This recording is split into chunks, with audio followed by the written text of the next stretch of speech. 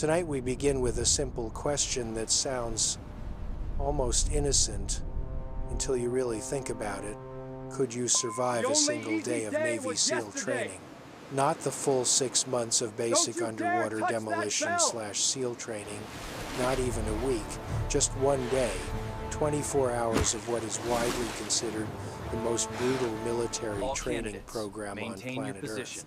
Before you answer with misplaced confidence fueled by your gym membership and that one time you ran a 5-kilometer charity run, let me paint you a clearer picture of what awaits. Forget the Hollywood glamour of Chris Pratt emerging from the ocean in slow motion with perfect abs glistening in the golden hour light. Forget the recruitment videos set to epic orchestral music showing determined men conquering obstacles with the power of teamwork and the American dream. The reality of SEAL training is a meticulously designed psychological and physical meat grinder, specifically engineered to break you down to your most primitive survival instincts and then rebuild you into something that barely resembles the person who showed up on day one. This is not inspirational. This is not character building in the way your high school coach meant when he made you run sprints. This is systematic destruction of your ego, your comfort, your sleep, your warmth, and your dignity, all before breakfast. The instructors are not there to motivate you with encouraging words and fist bumps. They are there to find your breaking point, to locate that specific psychological button that makes you quit, and then to press it repeatedly with the enthusiasm of a child playing with a new toy.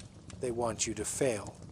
The program is designed with an attrition rate that hovers around 70 to 80%, meaning that out of every 100 eager candidates who show up thinking they have what it takes, only 20 to 30 will actually graduate. These are not random washouts either. These are candidates who've already passed rigorous physical fitness tests, psychological evaluations, background checks, and preliminary training that would make most military programs look like summer camp. These are specimens who can run 6 miles in under 42 minutes, swim 500 yards in under 12.5 minutes, complete a minimum of 50 push-ups in 2 minutes, and perform at least 10 pull-ups without stopping. They arrive at Naval Special Warfare Center in Coronado, California, thinking they are prepared, thinking their prior training and mental toughness will carry them through. They are wrong. Almost all of them are wrong.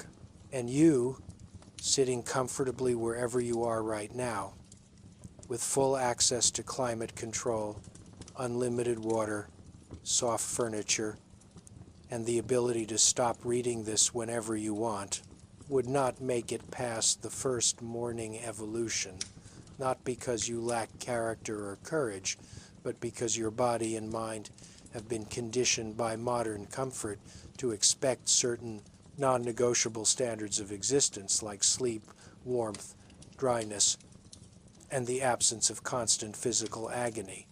SEAL training violates every single one of these expectations with methodical precision. So before we dive deeper into this exploration of suffering, before we walk through what an actual day looks like, from the 4 a.m. wake-up call to the brief moment you might get to close your eyes 19 or 20 hours later, ask yourself honestly, when was the last time you were genuinely cold for more than 10 minutes? When did you last go a full day without checking your phone, without a comfortable place to sit, without a moment of mental rest? When did you last push your body until it stopped responding to your commands, till your muscles literally quit, till your mind started playing tricks on you and you questioned whether continuing was physically possible? For most people, the answer is never, and that is precisely why you would not survive. If you'd like more stories like this one, please subscribe so you don't miss any new uploads. I'd also love to hear from you. Let me know in the comments where you're listening from and what time of day you're tuning in. Let's start with what happens before the day even officially begins, because your suffering starts long before sunrise, and technically began the night before, when you were granted approximately 4 hours of sleep, if you were lucky and not assigned to a night watch rotation. You are jolted awake at precisely 4, and not by a gentle alarm or a gradual increase in lighting, but by instructors storming through the barracks, screaming at volumes that would be considered assault in civilian contexts, banging metal trash can lids together like demented percussionists, kicking the metal bed frames of anyone not already standing at attention beside their rack. There is no snooze button. There is no groggy transition period where you orient yourself to consciousness. You go from whatever fractured dream state your exhausted brain managed to achieve directly into pure adrenaline-fueled panic mode. Your body, which has been operating on a cumulative sleep deficit for days or weeks depending on where you are in the training cycle, protests immediately. Your muscles are still damaged from yesterday's evolutions. Your joints ache with the kind of deep, persistent pain that suggests something structural might actually be wrong. Your feet are covered in blisters that have blisters, many of which have popped and reformed multiple times, creating layers of damaged tissue that make every step feel like walking on broken glass. But you have exactly 2 minutes to be fully dressed in the prescribed uniform, which includes your brown t-shirt, green fatigue pants, combat boots that must be laced in the specific military configuration, and a helmet if required for that morning's evolution. 2 minutes sounds reasonable until you factor in that your fingers are stiff and swollen from yesterday's log PT and rope climbs. Your vision is blurry from salt water that has been in your eyes for so long that your corneas are perpetually irritated, and your brain is operating at perhaps 30% capacity due to sleep deprivation. You fumble with your bootlaces. You put your shirt on backwards and have to start over.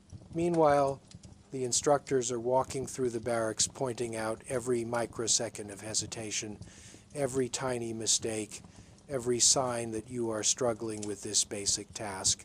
They are making note of you. They remember faces. And they will specifically target you during the next evolution because you have revealed weakness. By 4:05 a.m., you are expected to be outside in formation on the grinder, which is the paved area where much of your suffering will take place throughout the day. The Pacific Ocean wind is coming off the water at temperatures that hover around 50 to 55 degrees Fahrenheit, and you are already cold despite the fact that you have not yet been submerged in water.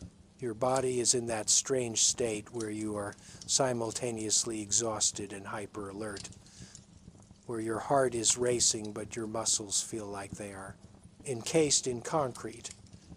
The instructors begin with what they cheerfully call morning motivation, which is their euphemism for an hour of calisthenics that would hospitalize most people. Push-ups, not the casual gym variety where you can pause at the top and catch your breath, but continuous repetitions performed in unison with the entire class, and if anyone breaks form or stops, everyone starts the count over from 0. You might do this 5 or 6 or 7 times before the instructors are satisfied, which means what should have been 50 push-ups becomes 350. Your chest and triceps are screaming. Your shoulders are shaking. Your core, which you thought was reasonably strong from your weekend workouts, is failing completely. Then come the sit-ups, the pull-ups, the flutter kicks, the leg levers, the mountain climbers, all performed without rest, all counted in unison, all subject to the restart penalty if anyone quits. Your abs cramp so severely that you genuinely wonder if something is torn internally. Your hip flexors burn with acidic pain that radiates down your thighs. Your hands are slipping on the pull-up bar because you are already sweating despite the cold. And the instructors are yelling directly into your face about what a disappointment you are, how you do not belong here, how you should quit right now and save everyone the trouble of watching you fail later. This is all happening before sunrise. This is all happening before breakfast. This is the warm-up. After the morning calisthenics session, which has already pushed your body past what you previously thought were your limits, you are given approximately 8 minutes to use the head, which is military terminology for bathroom, and those 8 minutes must accommodate not only your biological needs but also refilling your canteen, which you are required to carry at all times and drink from constantly because dehydration is a genuine medical threat that the instructors actually do try to prevent even while they destroy you in every other conceivable way. 8 minutes for a class of 40 or 50 candidates means there is a line for everything. The toilets, the sinks, the water fountains, all occupied by exhausted men trying to accomplish basic human maintenance at maximum speed. You might get 3 minutes of actual relief time if you are efficient and lucky. Your body is craving real rest, but instead you get just enough pause to realize exactly how much everything hurts before you are thrust back into action. By 4:30 a.m., while most of America is still asleep in comfortable beds with climate control and supportive mattresses, you are running toward the beach for the first surf torture session of the day. Surf torture is exactly what it sounds like, with no Hollywood softening of the concept. You are ordered to link arms with your boat crew, which consists of 6 to 8 candidates who will become the people you suffer alongside for the duration of training, and you walk directly into the Pacific Ocean, which maintains a temperature of 55 to 65 degrees, depending on the season, cold enough to trigger immediate physiological shock responses in the human body. You walk in until the water is chest deep, then you sit down so that you are fully submerged up to your neck, and you remain there while the waves crash over your head repeatedly, while the cold penetrates through your uniform and skin and begins the process of lowering your core body temperature toward dangerous levels. The instructors stand on the beach in dry clothes, holding megaphones, timing your immersion, occasionally instructing you to go deeper or to put your heads underwater completely. Your body's initial reaction is to hyperventilate. The cold constricts your blood vessels and your lungs struggle to take in full breaths. Your heart rate spikes as your cardiovascular system tries to maintain core temperature by reducing blood flow to your extremities. Your fingers and toes go numb within 90 seconds. By 3 minutes, your teeth are chattering so violently that you cannot clench your jaw to stop it. By 5 minutes, you have lost most fine motor control in your hands, and your thinking has become noticeably slower, more confused. By 10 minutes, which is a common duration for surf torture, you are experiencing the early stages of hypothermia. Your body is shivering uncontrollably, which is actually the last defense mechanism before your core temperature drops to genuinely life-threatening levels. And then, after 10 or 15 or sometimes 20 minutes, depending on how sadistic the instructors are feeling or what lesson they are trying to teach, you are ordered out of the water. You stumble back onto the beach with your boat crew, and before you can even process the relief of leaving the ocean, you are told to get down on the sand and low crawl up the beach. The sand is cold and wet and gets into every possible opening in your uniform. Your eyes, your mouth, your nose, under your fingernails, inside your boots. You are crawling through it while your body is still in near hypothermic shock. Your muscles are not responding properly. Your coordination is compromised. Some candidates are crawling into each other, disoriented and confused. The instructors are screaming encouragement that sounds more like abuse about how this is the easiest day you will have in the teams, how this is just the introduction to cold, how you need to embrace the suck and push through. Then you run back into the ocean and repeat the process. After the second or third cycle of surf torture and beach crawls, your body has entered a state that most people will never experience in their entire lives.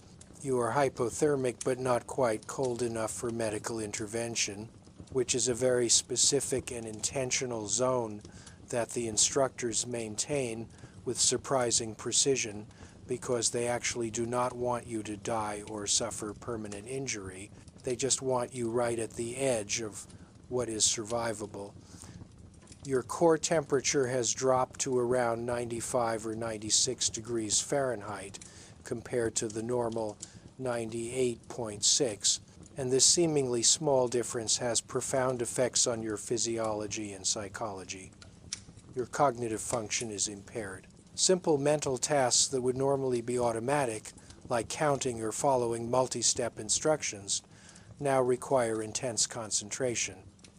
Your speech is slurred, your vision has narrowed slightly as your body prioritizes maintaining blood flow to essential organs. Your muscles are trembling continuously in waves of shivers that consume enormous amounts of energy your body desperately needs but cannot access because you have not eaten anything substantial and will not be given breakfast for at least another hour.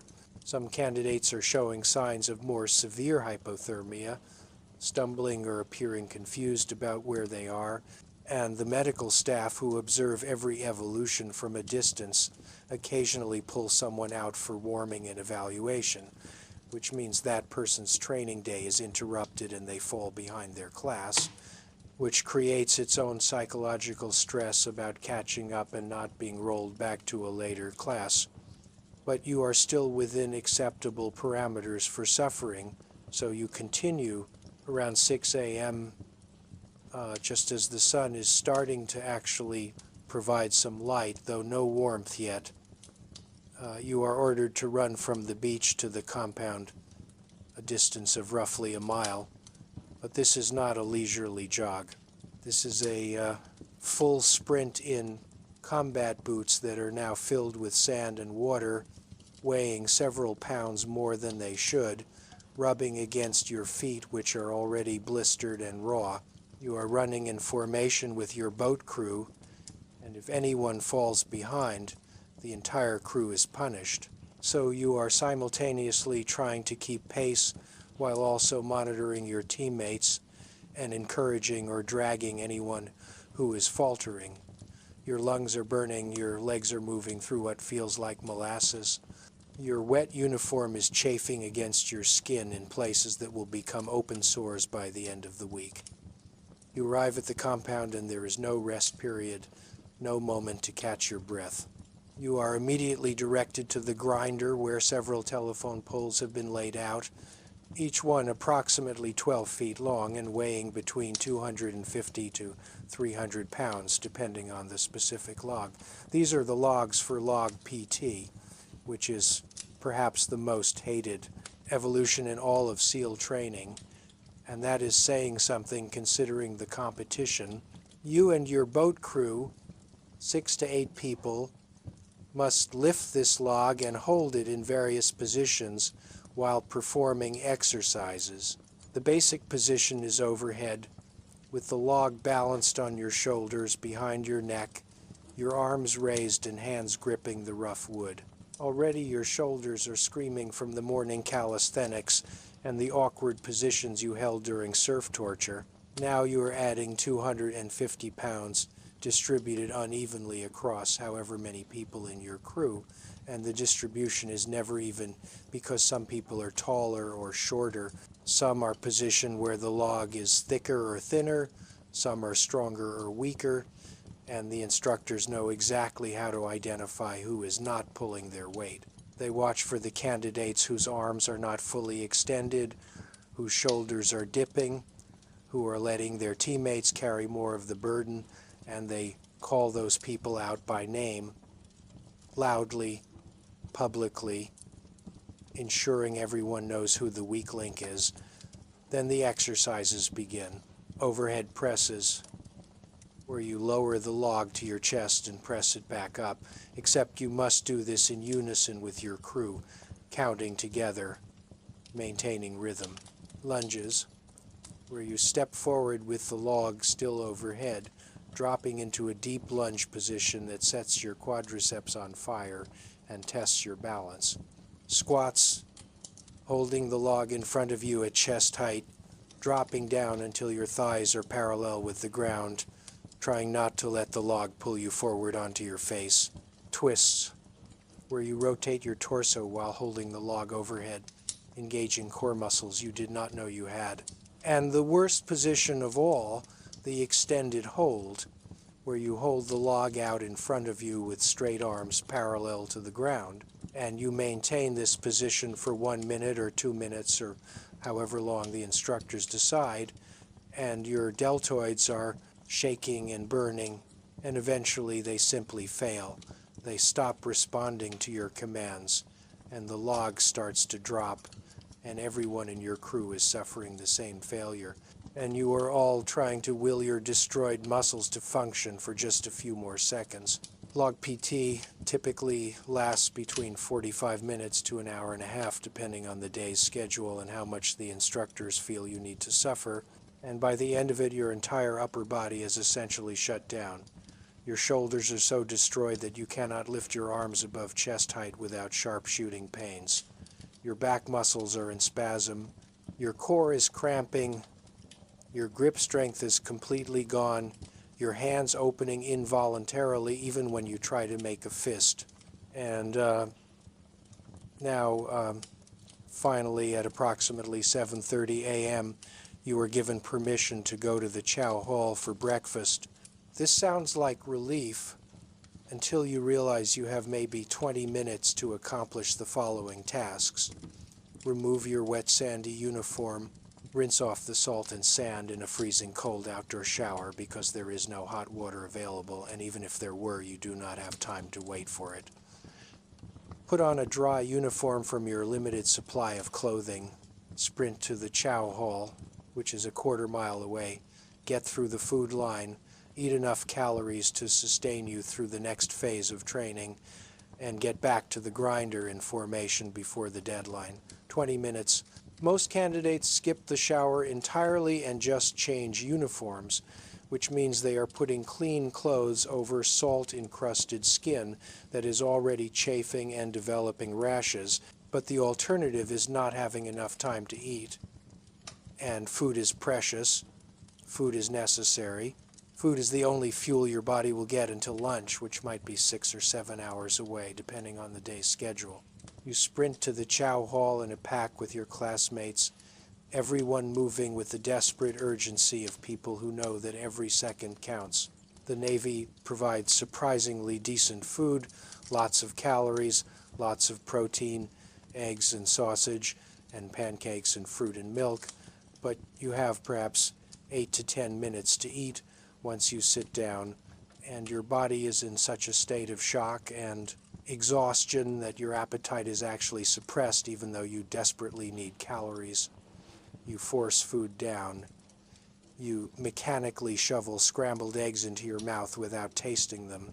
You drink multiple glasses of whole milk trying to get liquid and calories simultaneously. Your hands are shaking so badly that you spill food on yourself. Your stomach, which has been clenched in stress and cold for hours, rebels against the sudden intake of food and you feel nauseous, but you keep eating because you know that not eating is not an option, that you will need every calorie later. Some candidates throw up from eating too fast or from the stress or from the combination of physical exhaustion and sudden food intake, and then they have to eat again because vomiting up your breakfast means you have lost all those calories. Around you, your classmates are eating with the same mechanical desperation. Nobody speaking. Everyone focused on the simple mathematics of fuel intake versus time remaining. The instructors walk through the chow hall watching, noting who is eating efficiently and who is struggling, noting who is talking or relaxing when they should be focused on the mission of refueling. At 7:50 a.m., whether you are done eating or not, you must be out of the chow hall and running back to the grinder. You arrive at 7:58 with 2 minutes to spare, your stomach uncomfortably full, your body still exhausted despite the brief respite, and you stand in formation waiting for the next evolution. Some mornings the next phase is another beach run or another surf torture session or an obstacle course run. But today, for this particular day we are walking through together, today is a pool evolution, which means pool competency training, which means you are about to experience a very specific type of controlled drowning that is designed to test whether you can maintain calm and follow procedures while your most primal survival instincts are screaming at you to panic. Pool competency happens in a 50-meter Olympic-sized pool that is heated to a comfortable 78 to 80 degrees, which makes it one of the few evolutions where cold is not a factor. But do not let that fool you into thinking this will be pleasant. You are required to wear full scuba gear, including a buoyancy control device, a weight belt, fins, a mask, and a regulator that delivers air from the tank on your back. Under normal circumstances, learning to scuba dive is a recreational activity that people pay thousands of dollars to do on vacation in beautiful tropical locations. They learn gradually in controlled environments with patient instructors who ensure they are always comfortable and safe. That is not what happens in SEAL training. The pool instructors, who are themselves former SEALs or combat divers, are going to simulate combat diving emergencies by actively attacking you while you are underwater. They will swim up behind you and rip your mask off, your face. They will yank your regulator out of your mouth and tie it in knots behind your back. They will turn off your air supply. They will remove your weight belt and let you float uncontrollably to the surface. They will entangle you in your own hoses. And you, while experiencing all of this, while your brain is screaming that you are drowning, while your lungs are burning for air, while every instinct is telling you to panic and surface immediately, must remain calm, must follow the prescribed procedures for addressing each emergency, must solve the problems in the correct order, must demonstrate that you can think clearly and act effectively while genuinely believing you might die. The pool competency evolution begins with basic skills that seem reasonable enough. You enter the water, descend to the bottom of the deep end at 12 feet, and you practice clearing your mask of water using the proper technique, which involves pressing the top of the mask against your forehead and exhaling through your nose to force the water out the bottom seal. You practice recovering your regulator if it comes out of your mouth by sweeping your right arm back and down to locate the hose and bringing it forward to your mouth. You practice removing and replacing your weight belt, removing and replacing your fins, all while maintaining neutral buoyancy at the bottom of the pool. These are standard scuba skills that any recreational diver learns, and in a normal context they would be challenging but manageable. But you are not in a normal context. You have been awake since 4 a.m. You have already endured hours of physical torture. Your body is exhausted, your mind is slow from sleep deprivation, and your fine motor skills are impaired. Even these basic tasks require intense concentration and multiple attempts. Some candidates struggle to clear their masks because their exhausted hands cannot maintain the proper pressure on the mask seal. Some cannot locate their regulator on the first sweep and end up holding their breath underwater for 30 or 40 seconds while they search, their lungs starting to burn, panic starting to creep into their thoughts. And then, once the instructors have confirmed that you can perform these basic skills in a controlled manner, they begin the harassment. An instructor swims down and suddenly rips your mask completely off your face. Your eyes are immediately stinging from the chlorinated water. Your vision is blurred. Your natural instinct is to shoot to the surface, to escape this situation. But that is precisely what you cannot do. You must remain on the bottom. You must stay calm. You must locate your mask, which the instructor has thrown several feet away. You must swim to retrieve it. You must put it back on, and you must clear it properly before you can continue. While you are doing this, another instructor swims behind you and pulls your regulator out of your mouth mid-breath. You just inhaled water. You are coughing underwater, which means you are exhaling your precious air. Your lungs are spasming. You need to breathe right now, but your regulator is gone. You fight the panic response, you perform the sweep procedure, you recover the regulator, you purge the water from it with a sharp exhale, and you take a breath, hoping it is air and not more water. But before you have taken 3 breaths and calmed down, an instructor reaches over and turns off your air supply at the tank valve. You try to inhale and nothing comes. You pull on the regulator and your lungs pull against a vacuum. This is what drowning feels like. Your body is now in full alarm mode, releasing adrenaline and cortisol. Your heart racing, your mind filled with a single screaming thought, which is get to the surface immediately. But you cannot surface. If you surface, you fail. If you fail, you are removed from training. You have come too far, suffered too much, to quit now. So you reach back with trembling hands, you locate the tank valve, you turn it back on, you purge your regulator again, and you breathe. The instructors rotate through, attacking you in waves. They tie your regulator hose in a knot behind your back, so you have to reach around and untie it with numb fingers while holding your breath. They remove your fins and throw them across the pool, so you have to swim to retrieve them and put them back on while treading water at the bottom.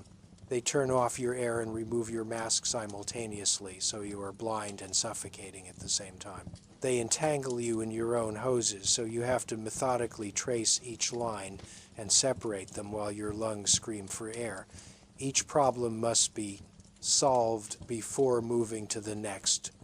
Each solution requires following a specific procedure in a specific order. You cannot skip steps, you cannot panic, you cannot give up. Some candidates do surface in panic, gasping, and coughing, and they are immediately removed from the pool and marked as a failure for that evolution. They will have to repeat it another day, adding more time to their training, more opportunities for failure. The candidates who remain on the bottom, who work through each emergency methodically despite their bodies screaming protests, who demonstrate that they can override their survival instincts with training and discipline, these are the ones who pass. But passing does not mean the evolution is over.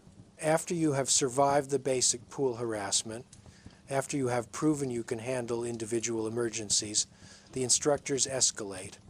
Now they combine multiple emergencies simultaneously. Now they increase the duration, making you stay underwater for 2 minutes or 3 minutes while solving problems far longer than most people can comfortably hold their breath even in calm conditions. After pool competency, which typically lasts 2 to 3 hours depending on how many candidates need remedial training and how thoroughly the instructors want to torment everyone, you emerge from the pool physically exhausted in a completely different way than you were before. Your muscles are not sore from exertion, but rather shaky from sustained adrenaline response. Your nervous system is fried from the repeated cycles of panic and forced calm. Your sinuses are burning from inhaling small amounts of chlorinated water. Your ears are slightly muffled from the pressure changes. But there is no recovery time, no period to decompress from what you just experienced, because it is now mid-morning, approximately 10:30 a.m., and you have an obstacle course run scheduled. The obstacle course at Coronado is legendary among military training facilities. A brutal sequence of challenges that includes a 6-foot wall, a cargo net climb, a series of balance logs, a rope swing over water, the notorious slide for life, which is a rope stretched at a steep downward angle that you must traverse upside down using only your hands and feet, and the piste de resistance, a massive tower complex with multiple levels connected by cargo nets and rope climbs. Under normal circumstances, meaning if you were rested and prepared and tackling this course at your own pace with proper safety equipment and encouragement, it would still be challenging. But you are not under normal circumstances. You are wearing wet uniforms again because you did not have time to change after the pool evolution. Your hands are already torn up from log PT this morning, the skin on your palms peeled back in ragged flaps, and now you are going to grip rough wooden obstacles and braided ropes that will shred what is left. Your upper body is destroyed from the log PT and the pool harassment. Your legs are exhausted from the beach runs and the surf torture.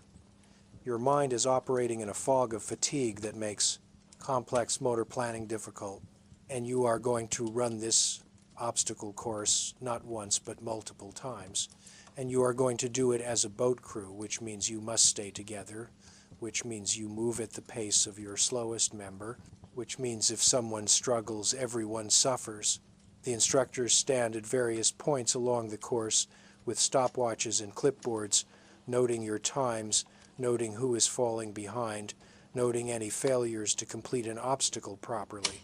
The course begins with a sprint across open ground, which seems simple until you realize that your legs, already exhausted from hours of previous activity, are now being asked to perform explosive running, and running in combat boots on sandy ground is dramatically different from running in athletic shoes on a track.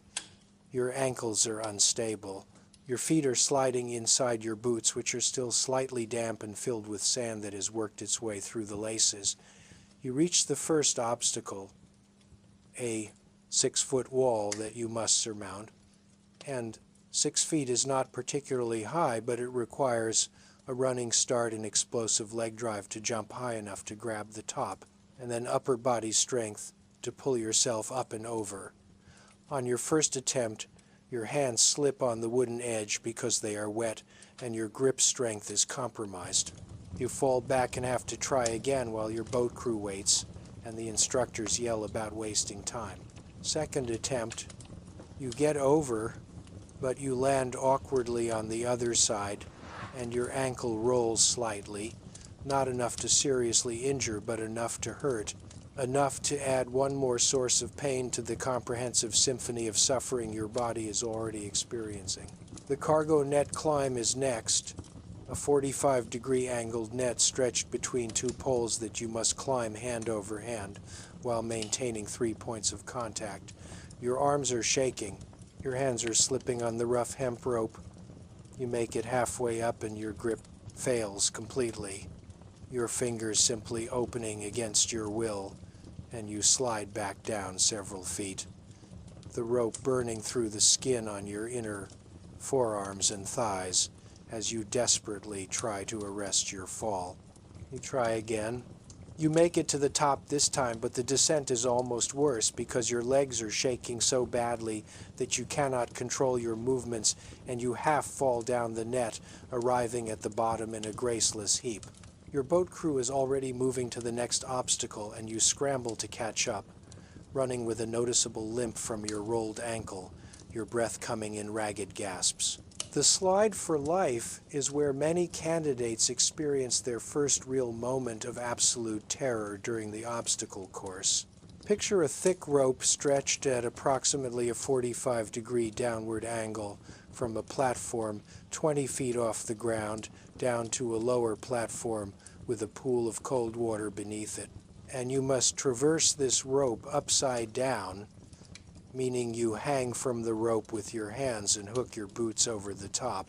And you pull yourself along using only your upper body strength while your legs help stabilize you by squeezing the rope. If you fall, which many people do, you plunge 20 feet into the water below, which is not deep enough to be genuinely dangerous, but is certainly deep enough to hurt if you land badly.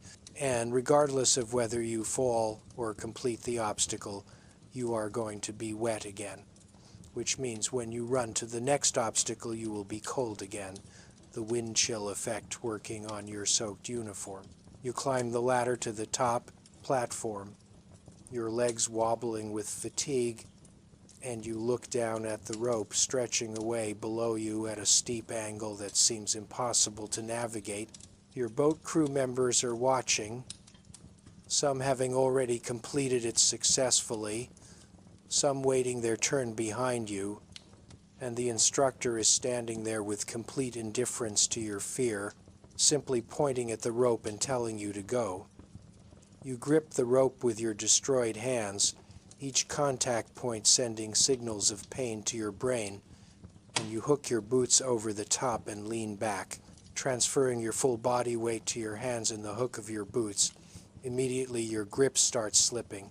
The rope is thick and rough and damp from previous candidates, and your hands simply do not have enough strength left after everything you have done today to maintain a secure hold.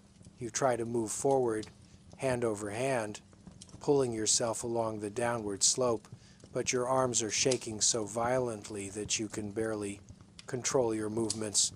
You make it perhaps 6 feet, maybe 8 feet, and your hands slip completely. You are falling.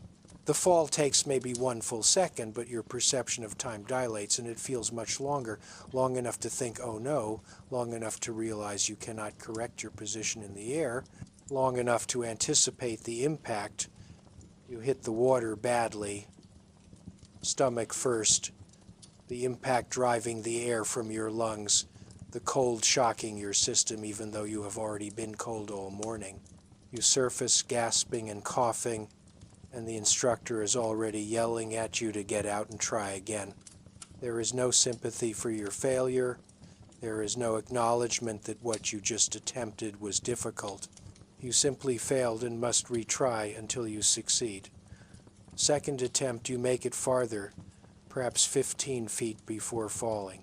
Third attempt, your hands are so torn up that you are leaving streaks of blood on the rope, but you grip harder, you squeeze with your boots more effectively, and you make it all the way across, arriving at the bottom platform with your entire body shaking, your hands barely functional. But there is no time to celebrate this small victory because your boat crew is already moving to the tower complex, the most dreaded section of the obstacle course. The tower is a massive wooden structure rising 40 feet into the air with multiple levels connected by cargo nets, rope climbs, and narrow balance beams. You must ascend to the top using a cargo net that sways and shifts with every movement, making the climb exponentially harder because you cannot predict where the net will be when you reach for the next handhold.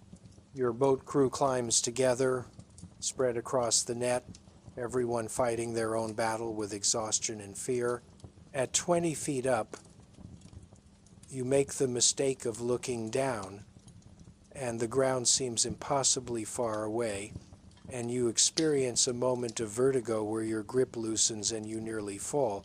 You force yourself to focus on the net directly in front of your face, on the next handhold, on the simple mechanical process of moving one hand, then one foot, then the next hand, then the next foot.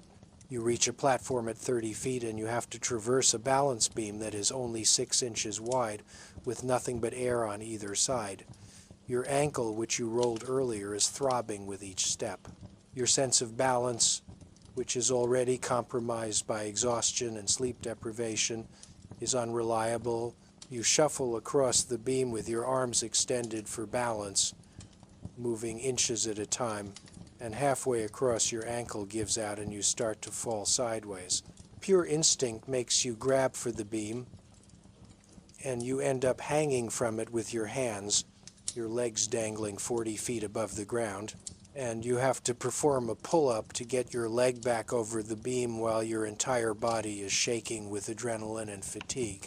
You complete the obstacle course after approximately 45 minutes of sustained maximum effort, and your boat crew gathers at the finish line where the instructors inform you with complete lack of emotion that your time was insufficient and you will be running the course again immediately. There is no rest period. There is no water break. You simply turn around and run back to the start line, your body operating now on something beyond normal physical capability, some combination of adrenaline and stubborn refusal to quit that overrides the fact that your muscles are depleted, your energy stores are empty, and your nervous system is sending constant signals that you need to stop. The second run through the obstacle course is worse than the first in every measurable way. Your hands are now so damaged that every grip is agony. Your arms are shaking constantly even when not bearing weight. Your legs are unreliable, giving out unpredictably at random moments. Your mental processing is noticeably slower, and you make mistakes on obstacles that you completed successfully during the first run. You fall from the cargo net. You fail the rope climb on your first attempt and have to retry. You slip on the balance beam and barely catch yourself. Your boat crew members are experiencing similar failures, and the collective performance is degrading rapidly. But you finish somehow through sheer determination and the knowledge that quitting is not an option. You finish the second run. Your time is still not satisfactory to the instructors, but instead of a third immediate run, you are ordered to hit the surf, which means another session of surf torture. And at this point, around noon, after 8 hours of continuous physical activity, the prospect of sitting in the cold ocean actually seems like relief, because at least you will be sitting, at least you will not be using your destroyed muscles to climb or run or lift. You link arms with your boat crew and walk into the Pacific, and the cold water that seemed unbearable at 4:30 this morning now feels almost numbing in a welcome way. Your pain receptors so overwhelmed that the additional insult of cold water barely registers.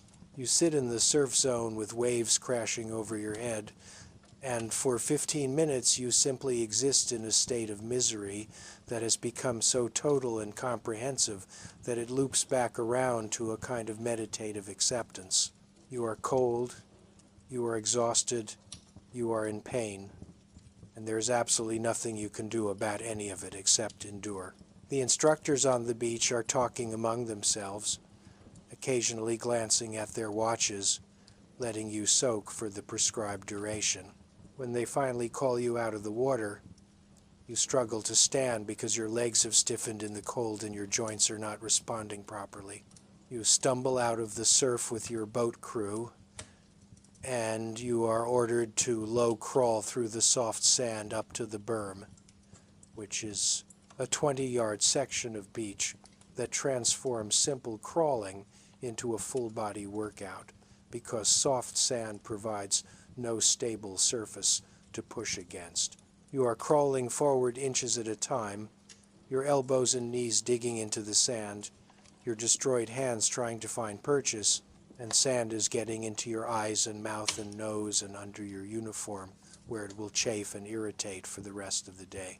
You reach the berm and you are told to get up and run to the chow hall, because it is now 12:15, and you have until 12:45 to eat lunch, which means after you account for running time and changing out of your wet uniform and showering, if you choose to attempt that, you have perhaps 12 to 15 minutes to consume food. You run to the compound with your boat crew, everyone moving in a shambling approximation of running, more like fast limping, and you strip off your wet sandy uniform and make the decision to skip showering because you need those minutes for eating. You put on dry clothes over your salt-encrusted, sand-covered skin, knowing this is going to cause problems later, but having no better option, and you sprint to the chow hall. Lunch is hot food, real food, pasta and chicken and vegetables and bread and milk, and you pile your tray high because you understand at a cellular level that you need calories, that your body is consuming itself, that every bit of energy you can intake now might be the difference between completing the next evolution and failing. But your appetite is still suppressed by stress and exhaustion, and eating feels like a chore, like work, like one more task you must force yourself to complete. You eat mechanically, washing down food with gulps of milk, checking your watch constantly, aware of the minutes ticking away. At 12:45, you are back in formation on the grinder, and the afternoon evolutions are announced. Today's afternoon schedule includes a 4-mile timed run on the beach in soft sand while wearing combat boots and full uniform, followed by more log PT, followed by another obstacle course run, followed by classroom instruction on tactical combat swimming, followed by another surf session, followed by dinner, followed by evening equipment maintenance and preparation for tomorrow. This schedule will take you until approximately 8 or 9 p.m., which means you have been operating at maximum physical output for 16 to 17 hours, with only 2 brief meal breaks and no actual rest. The 4-mile beach run is particularly cruel because running in soft sand requires approximately 50% more energy than running on a solid surface, and your legs, which are already destroyed from this morning's activities, must now propel your body through 4 miles of unstable terrain, while your lungs burn and your cardiovascular system tries to deliver oxygen to muscles that are already operating in a state of damage. The instructors set a maximum time limit that is challenging even for fresh, rested runners, and you must complete the distance within this time or face additional punishment evolutions. You start running in a pack with your class, everyone spreading out along the beach based on their individual running capacity, and within the first quarter mile your legs are screaming.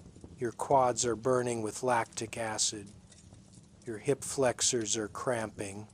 Your feet are developing new blisters on top of old blisters, inside boots that are still slightly damp and filled with residual sand. Your breathing becomes ragged and desperate, and you are not getting enough oxygen, and your pace slows involuntarily because your body is approaching complete depletion. You can see other candidates ahead of you and behind you, everyone suffering their own private hell, everyone fighting the same battle against their body's limitations. Some candidates are walking, having hit the wall where running is simply not possible anymore, and you know that walking means they will not make the time limit, means they will face additional punishment, but you understand why they are walking because you are very close to that point yourself. You force yourself to maintain a shuffling jog, not fast, but continuous, and you focus on the simple mechanical process of moving one foot in front of the other. Your mind starts playing tricks on you. You lose track of distance and time. You think you must be close to the finish, and then you realize you are only at the 2-mile turnaround point and you have to run all the way back. Your internal monologue becomes a repetitive loop of simple commands. Keep moving, do not stop. Keep moving, do not stop. Some part of your consciousness notes that this must be what it feels like to approach the absolute limit of human endurance, where there is nothing left except the most basic willpower, where your body has long since voted to quit, and only your mind's refusal to accept that vote keeps you moving. You cross the finish line at 38 minutes, which is 2 minutes under the time limit, and instead of feeling relief or accomplishment, you simply feel nothing, a kind of blank exhaustion where emotion requires energy you do not have. You bend over with your hands on your knees, trying to catch your breath, and the instructors are already directing you to the log PT area. There is no recovery period. There is no acknowledgement that you just completed a difficult physical task. You simply move to the next evolution. Log PT in the afternoon is somehow worse than log PT in the morning because your shoulders and back and core are now pre-destroyed from all the previous activities, and lifting the telephone pole overhead feels literally impossible. Your boat crew struggles to get the log into position, multiple attempts required because people's arms are giving out mid-lift. Once overhead, the log is wobbling dramatically because nobody has the stability or strength to hold it steady. The instructors watch this pathetic display, and their response is not sympathy, but rather increased difficulty, more repetitions, longer holds, more complex exercises. You are doing overhead presses with a log that feels like it weighs 1,000 pounds. You are doing squats where your legs are shaking so badly that you are not sure you will be able to stand back up. You are doing lunges where you nearly fall forward because your balance is completely compromised. And through it all, the instructors are providing their unique brand of motivation, which sounds a lot like verbal abuse, reminding you that you are weak, that you do not belong here, that you should quit now and save everyone the trouble of watching you fail during Hell Week. The second obstacle course run of the day happens around 3:30 p.m. when the afternoon sun is at its hottest and you have been operating at maximum output for over 11 hours. Your body is now in a state that medical professionals would describe as severely compromised. Your core temperature regulation is failing, meaning you are simultaneously experiencing residual cold from the earlier surf torture and overheating from the current exertion. Your electrolyte balance is disrupted despite the constant water intake they force on you, evidenced by muscle cramps that strike randomly and without warning. Your blood sugar is crashing despite the calories you consumed at lunch because you are burning energy faster than you can possibly replace it. Your cognitive function is noticeably impaired, and you make stupid mistakes on obstacles that should be simple, like stepping on a balance log incorrectly or reaching for a handhold that is not there. Your boat crew moves through the course as a unit of broken people, everyone helping each other in small ways, because individual success means nothing if the crew fails. Someone physically pushes you up and over the wall because your arms will not support your body weight anymore. You grab someone's hand and pull them up a cargo net because their grip has failed completely. This interdependence is not optional, it is survival, and the instructors are watching carefully to see who helps and who is selfish. Because teamwork is one of the core principles being tested here alongside physical endurance and mental toughness, you complete the obstacle course in a time that would be respectable for a fresh person, but is actually quite slow compared to morning standards, and the instructors note this degradation without comment, simply recording the times on their clipboards. Then you are directed to the classroom building for tactical combat swimming instruction, and this sounds like it might be a break, a chance to sit down and rest while someone lectures, but that assumption is immediately corrected when you enter the classroom and see that there are no chairs. You will stand for the entire hour-long class. You will stand at attention with your hands behind your back while an instructor explains the principles of underwater navigation, breath hold diving, and combat swimming techniques. Your legs are shaking so badly that you are visibly swaying. Your back is in spasm from all the log PT and obstacle course work. Your feet are screaming inside your boots where new blisters have formed on top of old blisters and the skin is peeling away in sheets. Standing still is somehow more painful than moving because when you are moving, your mind is distracted by the task at hand. But when you are standing still, you become acutely aware of every individual source of pain, and there are dozens of them, maybe hundreds. Your lower back, your shoulders, your neck, your calves, your feet, your hands, your wrists, your elbows, every joint and muscle and tendon is damaged and inflamed and sending distress signals to your brain. Some candidates are swaying so dramatically that they are at risk of falling over, and the instructors walk among you, occasionally steadying someone who is about to collapse, but never allowing anyone to sit. The instruction itself is important information that you will need to know for future evolutions. Details about calculating underwater distance based on stroke count, techniques for maintaining direction without visual references, procedures for buddy breathing in emergency situations. But your brain is so foggy from exhaustion that you are only retaining perhaps 20% of what is being said. You try to focus, you try to concentrate on the instructor's words, but your attention keeps drifting, your eyes unfocusing, and you snap back to awareness when you realize you have been staring at nothing for 30 seconds and have no idea what was just explained. The instructor notices your lapse and asks you a direct question about the material he just covered, and you have no answer, and he makes note of this failure, and you know you will pay for it later. After the standing classroom instruction, which somehow manages to be exhausting despite requiring no physical movement, You are released at approximately 4:30 p.m. for what the instructors call personal time, which is their darkly humorous term for the 30 minutes. You have to address basic human needs like using the bathroom, refilling your canteen, checking your feet for serious injuries that might require medical attention, and attempting to change into dry socks if you have any clean ones left in your limited supply.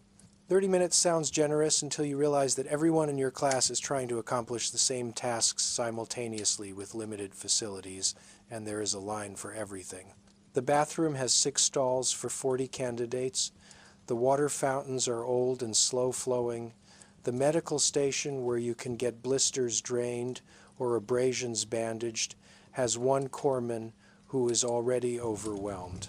You make rapid tactical decisions about priority. Your feet are in bad shape, but probably not bad enough to require medical intervention yet. Your hands are torn up but still functional. Your greatest need is dry socks because wet socks are causing your blisters to worsen exponentially. You run to your barracks and dig through your locker for the last pair of clean, dry socks you have, and you sit on the edge of your bed and carefully remove your boots, which have essentially molded themselves to your feet through hours of wetness and friction. The socks you peel off are stained with blood and lymphatic fluid from ruptured blisters. Your feet are pale and wrinkled from constant moisture, a condition called trench foot that was a major problem for soldiers in World War I and is still a concern in SEAL training. The skin between your toes is beginning to macerate and peel. The heels and balls of your feet are covered in blisters in various stages, some intact and fluid-filled, some already popped and raw, some that have been popped and covered over with new skin multiple times, creating thick, calloused areas. You use your precious personal time to dry your feet as thoroughly as possible with your towel, and you apply some foot powder from your limited supply, and you carefully put on the dry socks, trying not to disturb the worst blisters. Your boots go back on and immediately begin the process of becoming wet and sandy again, because that is simply the environment you operate in. You refill your canteen, you use the bathroom, and you check your watch and realize you have been back in formation in 4 minutes. You sprint back to the grinder where your boat crew is assembling, and you notice that several candidates from other boat crews are missing, and you learn that they have either quit, ringing the bell that sits prominently on the grinder and signifies voluntary withdrawal from training, or they have been medically rolled back due to injuries serious enough that the medical staff has pulled them from training. The attrition is constant and brutal. People who seemed strong this morning are gone by afternoon. People who seem determined are broken by the cumulative suffering.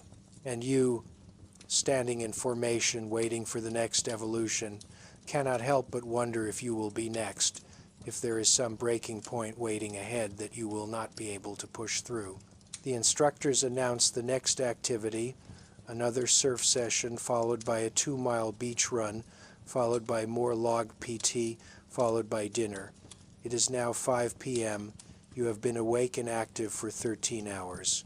You have at least 3 more hours of evolutions before you will be allowed to even think about sleep. The surf session is the 4th or 5th time you have been in the ocean today. You have actually lost count, and the water temperature has not changed, but your body's ability to thermoregulate has degraded significantly. Where this morning you shivered violently for the first few minutes before your body adapted somewhat, now you are shivering before you even enter the water. And once in the water, your shivering becomes so intense that it is almost convulsive. Your teeth chatter with such force that you worry about chipping a tooth. Your jaw muscles cramp from the constant clenching. Your hands and feet go numb almost immediately, and the numbness spreads up your arms and legs farther than it did during previous sessions. This is a sign that your core temperature is dropping more severely, that your body is prioritizing vital organs over extremities more aggressively because it has less reserve capacity to maintain homeostasis. The instructors keep you in the surf for 12 minutes during this evening session, which is slightly shorter than some of the daytime sessions, but feels infinitely longer because your body is already so depleted. When you finally stumble out of the water, your legs are not working properly. Your gait is uncoordinated and lurching. Your fine motor control is completely absent, your fingers unable to make a fist or perform any deliberate movement. Your speech, if you were to try to speak, would be slurred and confused. You are displaying multiple symptoms of moderate hypothermia, and the medical personnel watching from the beach are evaluating you carefully, looking for signs that you have crossed the line from training stress into genuine medical emergency. But you have not crossed that line yet. You are still within acceptable parameters of suffering, so you are directed to run down the beach for 1 mile, turn around, run back, running when your core temperature is low and your muscles are not responding properly is a surreal experience. Your legs feel disconnected from your body, like you are operating them remotely with a poor connection. Your stride is uneven and stumbling. You fall several times on the run, simply losing your balance and going down hard onto the wet sand, and each time you force yourself back up and continue because stopping is not an option. The running does eventually begin to generate enough internal heat that your shivering decreases slightly and your cognitive function improves from completely impaired to merely severely impaired. You complete the 2 miles in a time that would be embarrassing under normal circumstances, but is actually an achievement given your condition. Then log PT, the 3rd or 4th session of the day, and your boat crew can barely lift the log at all. It takes 3 attempts just to get it overhead, and once there it is wobbling so dramatically that it nearly falls several times. The instructors watch this pathetic display with what might be amusement or might be disgust. It is hard to tell, and they make you hold the log overhead for a full 2 minutes without performing any exercises, just holding it, which sounds easy but is absolute torture when your shoulders are already destroyed, your deltoids are burning and shaking, your trapezius muscles are in spasm, your entire upper back feels like it is being torn apart. Someone in your boat crew, you are not sure who, makes a sound that is somewhere between a grunt and a sob, and the instructors pounce on this display of weakness, making the entire crew hold the log for an additional minute as punishment. By the end of the log PT session, you can barely lift your arms to shoulder height. Your boat crew is released to prepare for dinner, and you have exactly 15 minutes to get to the chow hall. And this time you absolutely must shower because you have been in and out of the ocean so many times that your skin is caked with salt and sand, and your uniform is stiff with dried seawater, and you are starting to develop rashes in areas where the salt and friction have combined to create chemical burns. The shower is outdoors, unheated, basically just cold water from a hose, but you strip down and rinse off as quickly as possible. And even the cold shower feels good in the sense that it removes some of the salt and sand that has been abrading your skin all day. You have maybe 4 minutes to shower, 3 minutes to get dressed in a clean uniform, and 8 minutes to get to the chow hall and eat. You arrive at the chow hall with your boat crew, everyone moving with the shuffling gait of elderly people, and you pile food onto your tray without really looking at what you are selecting, your only criteria being high calorie density.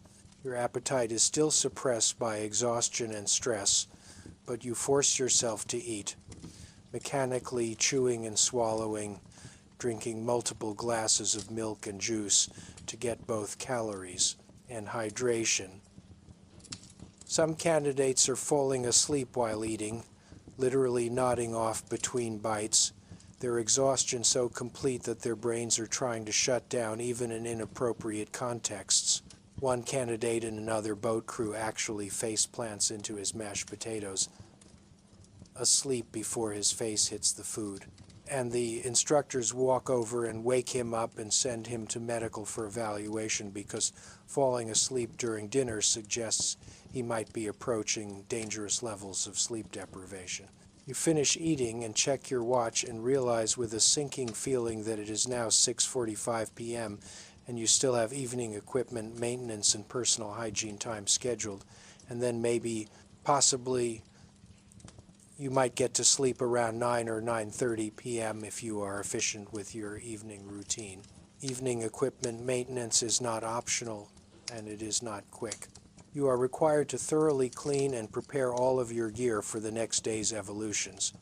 And this includes rinsing salt water out of your fins and mask, checking your wetsuit for tears or damage, ensuring your boots are as dry as possible and properly laced, organizing your uniforms, refilling your canteen, and conducting a detailed inventory of your equipment to ensure nothing is missing or broken. This process normally takes about an hour when you are fresh and alert. In your current state, it takes much longer because you keep losing focus. You put something down and forget where you put it. You start one task and get distracted and start a different task. Your cognitive function so impaired that simple organizational activities become genuinely difficult. Your hands are also so damaged that fine motor tasks like threading bootlaces or buckling wetsuit straps are challenging and time-consuming. Around you, your classmates are struggling with the same issues, everyone moving in slow motion, everyone fighting to stay awake and complete the necessary preparations. The instructors walk through the barracks area periodically, inspecting equipment, and if they find anything that is not properly maintained or organized, they will assign additional punishment evolutions for the next day. So there is real motivation to get this right despite your exhaustion. You finally complete your equipment maintenance around 8:30 p.m. and you now have what is optimistically called personal hygiene time, which means you need to brush your teeth, perform any necessary first aid on blisters or abrasions, maybe write a quick letter or email home if you have the energy, and prepare your sleeping area. But mostly you just want to collapse. Your body is shutting down, your eyes are burning and dry, your muscles are twitching and cramping randomly, your thinking is muddy and slow. You sit on the edge of your bunk to take off your boots, and the simple act of bending forward makes your back spasm so severely that you gasp. You carefully remove your boots and socks, and your feet look worse than they did a few hours ago. The new blisters that were just forming are now fully developed and fluid-filled. Several old blisters have popped during the evening activities and are now raw open wounds. The skin is still waterlogged and pale despite your best efforts to dry it. You should go to medical and have the worst blisters drained and bandaged properly. But medical is a 5-minute walk away and you simply do not have the energy, so you make the tactical decision to handle it yourself. You use a sterilized needle from your personal first aid kit to drain the largest blisters, releasing clear yellowish fluid, and you apply antibiotic ointment and bandages to the worst areas. This is field expedient first aid that would horrify a doctor but is standard practice among SEAL candidates, because going to medical for every minor injury would consume all of your personal time and create a perception of weakness. You brush your teeth while sitting on your bunk because standing at a sink for 2 minutes feels impossible. You set your alarm for 3:55 a.m., giving yourself 5 minutes before the official wake-up time, because you have learned that those 5 extra minutes of preparation can make a significant difference in your morning readiness. And then, finally, at approximately 9:15 p.m., 17 hours and 15 minutes after you woke up this morning, you lie down on your bunk. The mattress is thin and the frame is metal, and under normal circumstances this would not be considered a comfortable sleeping arrangement. But right now it feels like the most luxurious thing you have ever experienced. Your body begins to relax. Muscles you have been clenching all day slowly releasing their tension, and the pain that has been constant background noise all day suddenly becomes more acute as your nervous system stops suppressing it for survival purposes. Everything hurts. Your shoulders, your back, your legs, your feet, your hands, everything. You shift positions trying to find one that does not aggravate some injured area, and you realize there is no such position. You are going to hurt regardless of how you lie, so you just pick a position and stay there. Your roommate in the bunk next to you is already asleep, snoring softly, and you can hear other candidates in nearby bunks shifting and groaning, everyone dealing with their own catalog of injuries. You close your eyes, and despite the pain, despite the discomfort, despite the knowledge that you will have to do this all over again in less than 7 hours, you fall asleep almost instantly because your body's need for rest overrides everything else. But sleep does not mean rest in any conventional sense, because your sleep quality is profoundly impaired by multiple factors. Your body is in pain, which causes you to wake up partially every time you shift positions. Your muscles are cramping periodically, sudden sharp contractions in your calves or feet or back that jolt you into full consciousness. Your mind is processing the trauma of the day, generating stress dreams and nightmares where you are drowning or falling or being crushed, dreams that feel vivid and real enough that you wake up gasping and disoriented. Your bladder fills quickly from all the water you have been forced to drink, and you have to wake up and stumble to the bathroom at least once, maybe twice, during the brief sleep period. And worst of all, the sleep you do get is not deep restorative REM sleep, but rather shallow, fragmented sleep that does not allow your body to perform the necessary repair and recovery processes. Studies of SEAL candidates have shown that even when given 6 or 7 hours of sleep opportunity, they only achieve 3 to 4 hours of actual quality sleep due to these factors. And the cumulative sleep debt builds rapidly over days and weeks until cognitive function is severely impaired and physical recovery is impossible. You wake up at 3:55 a.m. to your alarm, and your first conscious thought is a desperate hope that maybe yesterday was a dream, maybe this is not real, maybe you can go back to sleep and wake up in your normal life. But no, you are still in the barracks, your body still hurts everywhere, and the alarm is buzzing insistently. You silence the alarm and force yourself to sit up, and your back immediately cramps so severely that you make an involuntary sound of pain. Your feet are somehow worse than yesterday. The blisters that you drained and bandaged last night have continued to ooze during sleep, and your socks are stuck to the wounds with dried fluid and blood. Your hands are stiff and swollen, the torn skin on your palms having formed rough scabs overnight that crack and bleed when you try to make a fist. Your shoulders are so sore that lifting your arms above your head to put on a shirt is a deliberate, effortful process. And you realize with creeping horror that you feel worse now than you did at the end of yesterday, because yesterday you had momentum and adrenaline carrying you through, but today you are starting cold with a body that has not recovered at all from yesterday's damage and will now be subjected to another 17 hours of systematic destruction. This is day 2. You have only experienced 1 day of SEAL training, and you already feel like you have been in a severe car accident. And this will continue for 6 months if you make it through, which statistically you will not.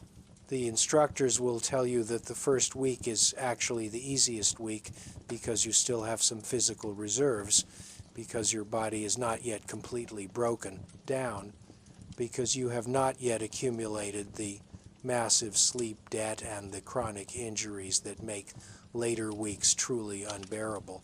Hell Week, which happens during week 4, is when candidates drop at the highest rate, when grown men who have survived 3 weeks of this training suddenly realize that they cannot do 5 more days of even worse conditions, when the cumulative exhaustion and pain and suffering reach a critical mass that breaks even the strongest individuals. But we are not at Hell Week yet. We are still in first phase, still in the introductory period where the instructors are just beginning to explore your limits. And you, sitting on your bunk at 4 a.m. on day 2, trying to force your damaged body into motion, trying to ignore the screaming protest from every muscle and joint, trying to prepare yourself mentally for another day of systematic suffering, you are realizing that you vastly underestimated what this would entail. You thought you were tough. You thought your previous athletic achievements and your gym routine and your mental toughness from overcoming various life challenges had prepared you for this. You were wrong. Nothing prepares you for this except this, and you have only survived one day.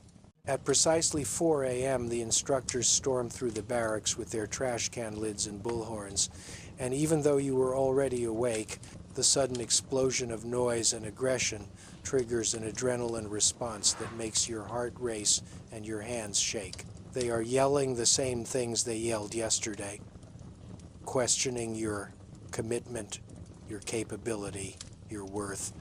And even though you intellectually know this is just part of the training, just psychological pressure designed to test your mental toughness, it still affects you because you are exhausted and vulnerable, and your emotional regulation is compromised by sleep deprivation.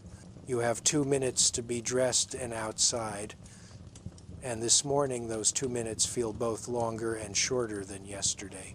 Longer because every movement hurts and takes conscious effort, shorter because you are moving so slowly that you barely make the deadline. You shuffle outside to the grinder where formation is held, and you notice that 2 candidates from your class are missing, presumably having quit during the night or early morning. And you also notice that several candidates look worse than you feel, which is saying something.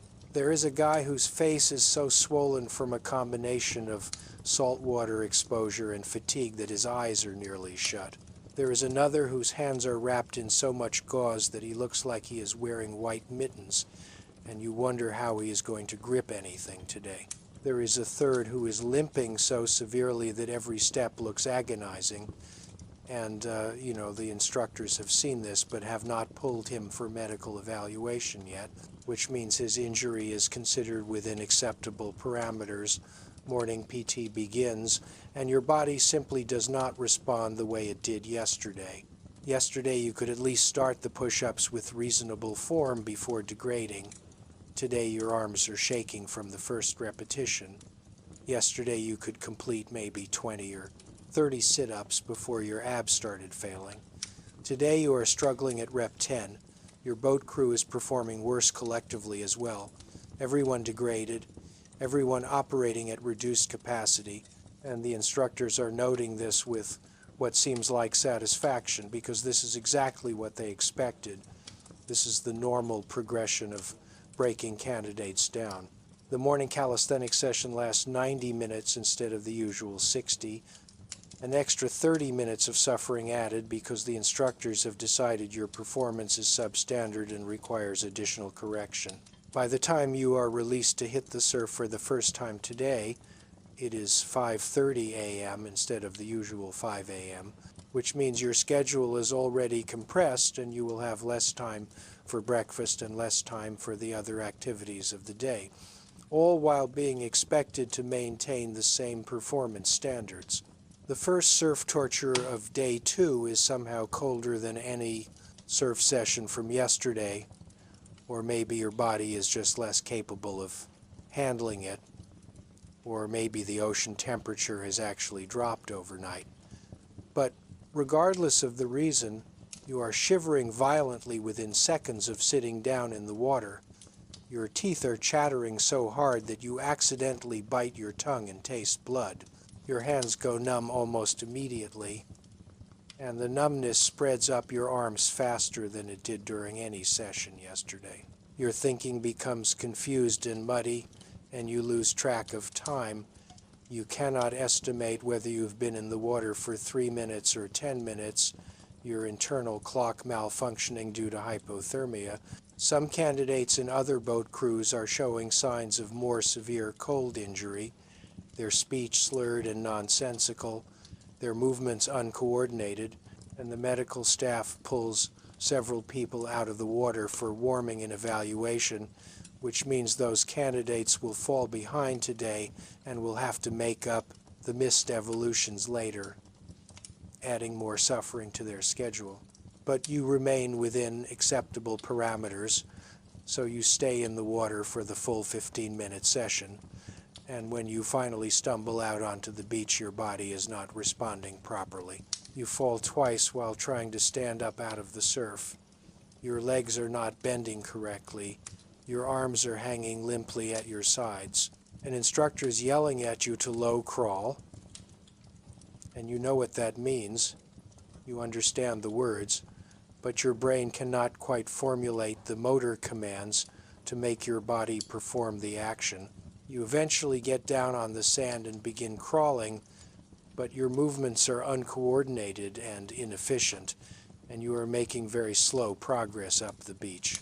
The beach crawl eventually ends, and you are ordered to run to the compound for equipment issue. And running on legs that are hypothermic and not responding properly is a dangerous activity because you are at high risk of falling and injuring yourself. But you run anyway because the alternative is to quit, and you are not ready to quit despite how terrible you feel. Equipment issue means you are being fitted for cold water diving gear, which includes thick neoprene wetsuits, hoods, gloves, and booties, all designed to provide thermal protection during underwater operations. Under normal circumstances, getting fitted for diving equipment would be an exciting milestone in your training, a sign that you are progressing toward becoming an actual combat diver. But in your current state, it is just another task to accomplish another evolution to survive, and you are too exhausted to feel any excitement or accomplishment.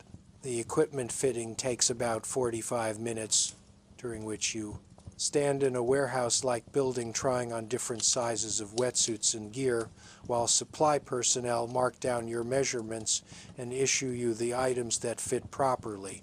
The wetsuit is extremely tight, designed to minimize water circulation against your skin, and getting it on requires a surprising amount of effort, pulling and tugging the thick neoprene over your damaged skin. The wetsuit is not meant to keep you completely dry, but rather to trap a thin layer of water against your skin, which your body heat will warm, creating an insulating layer. This will provide some protection during future surf evolutions, though the instructors will still find ways to make you miserable even with the added protection.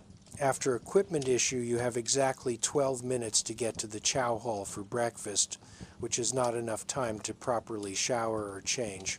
So you just put on a dry shirt over your cold, wet lower body and run to the chow hall. Breakfast is the same as yesterday, lots of calories and protein, and you force yourself to eat even though your appetite is still suppressed by stress and exhaustion. Your hands are shaking so badly that you spill food and drink, leaving a mess on the table that you do not have time to clean up properly because you must be back in formation by 7 a.m. The morning schedule after breakfast includes a 5-mile ocean swim in your new wetsuits, and this is where SEAL training starts to separate itself even further from conventional military training, because 5 miles is an extraordinary distance to swim, even for experienced swimmers, in ideal conditions, and you will be doing it in the open ocean with waves and currents and cold water and the cumulative exhaustion of the past 30 hours still degrading your performance.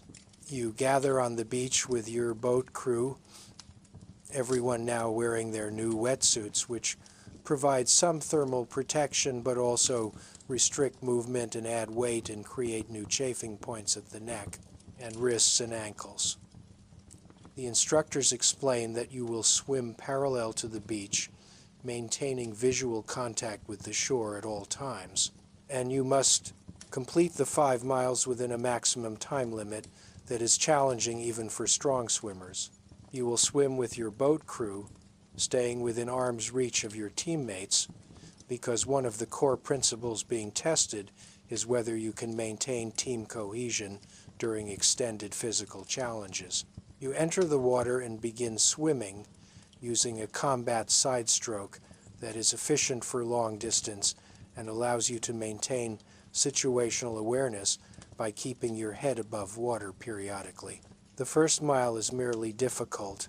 Your shoulders and lats are sore from all the previous work, but they still function reasonably well. Your kick is weak because your legs are exhausted, but you can maintain a steady pace. The second mile is when you start to realize this is going to be much harder than you anticipated. Your shoulders are burning with acidic pain, the repetitive motion aggravating all the muscle damage from log PT and obstacle courses. Your neck is cramping from the constant rotation required to breathe. Your hips and lower back are aching from the kicking motion.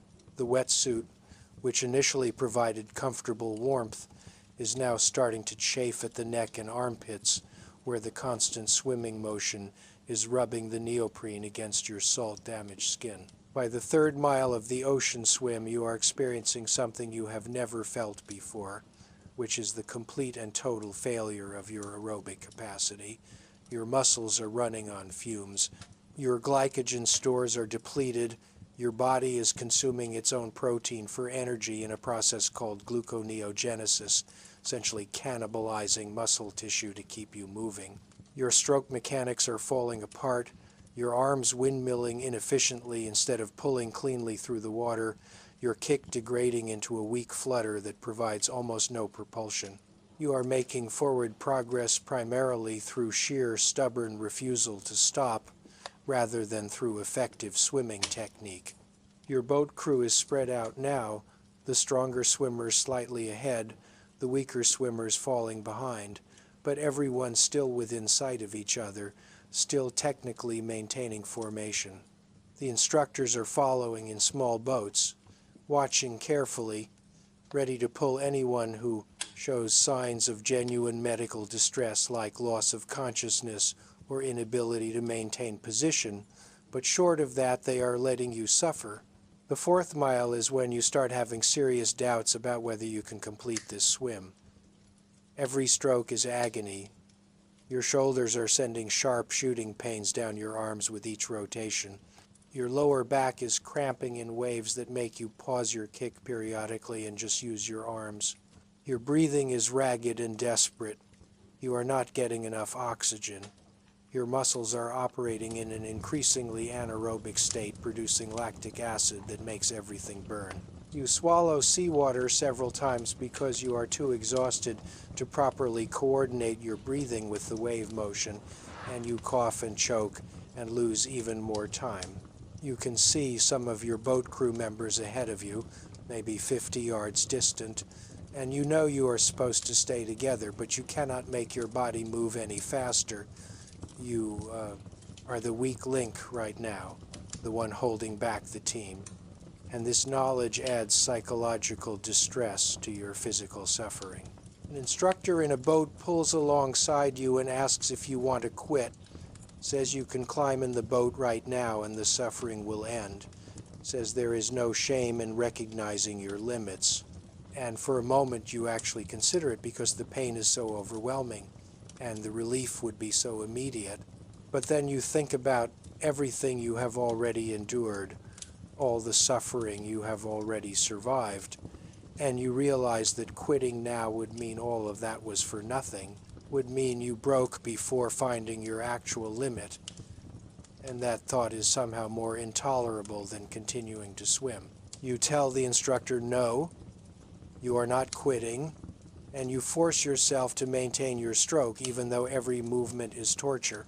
The fifth and final mile is a dissociative experience where you are no longer really present in your body. Your consciousness has retreated to some small, quiet place in your mind while your body continues the mechanical process of swimming on autopilot.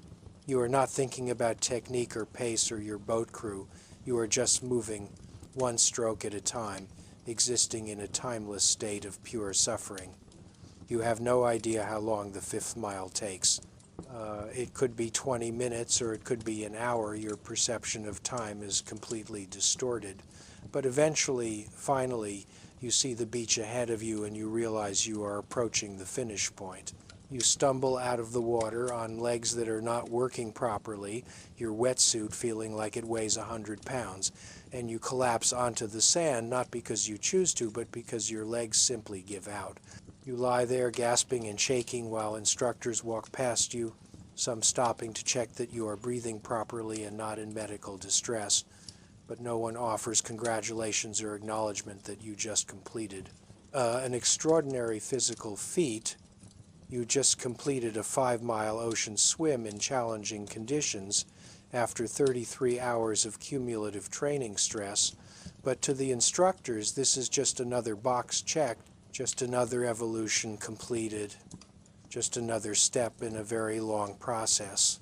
After approximately 5 minutes of lying on the beach, you are ordered to stand up and run to the compound for classroom instruction on maritime operations and tactical planning, and the run is maybe a quarter mile, but it feels like running through deep mud, every step requiring conscious effort and willpower. The classroom instruction that follows the 5-mile swim is supposed to be another standing session, but mercifully the instructors have decided that sitting is permitted for this particular class, probably because they have determined that the candidates are now so exhausted that they are at risk of serious injury if forced to stand for extended periods. You sit in a metal folding chair that feels more comfortable than any chair you have ever experienced in your life, and an instructor begins explaining the principles of maritime interdiction operations, but you are only processing about every third word because your brain is operating at severely reduced capacity. Your wetsuit is still on, and it is wet and uncomfortable, but you do not have the energy to remove it. And besides, you were not given time to change, so you just sit there in your wet neoprene, feeling cold water slowly ooze out and pool on the chair beneath you. Your muscles are twitching and spasming randomly, your quads jumping with involuntary contractions, your back seizing up periodically with sharp cramps.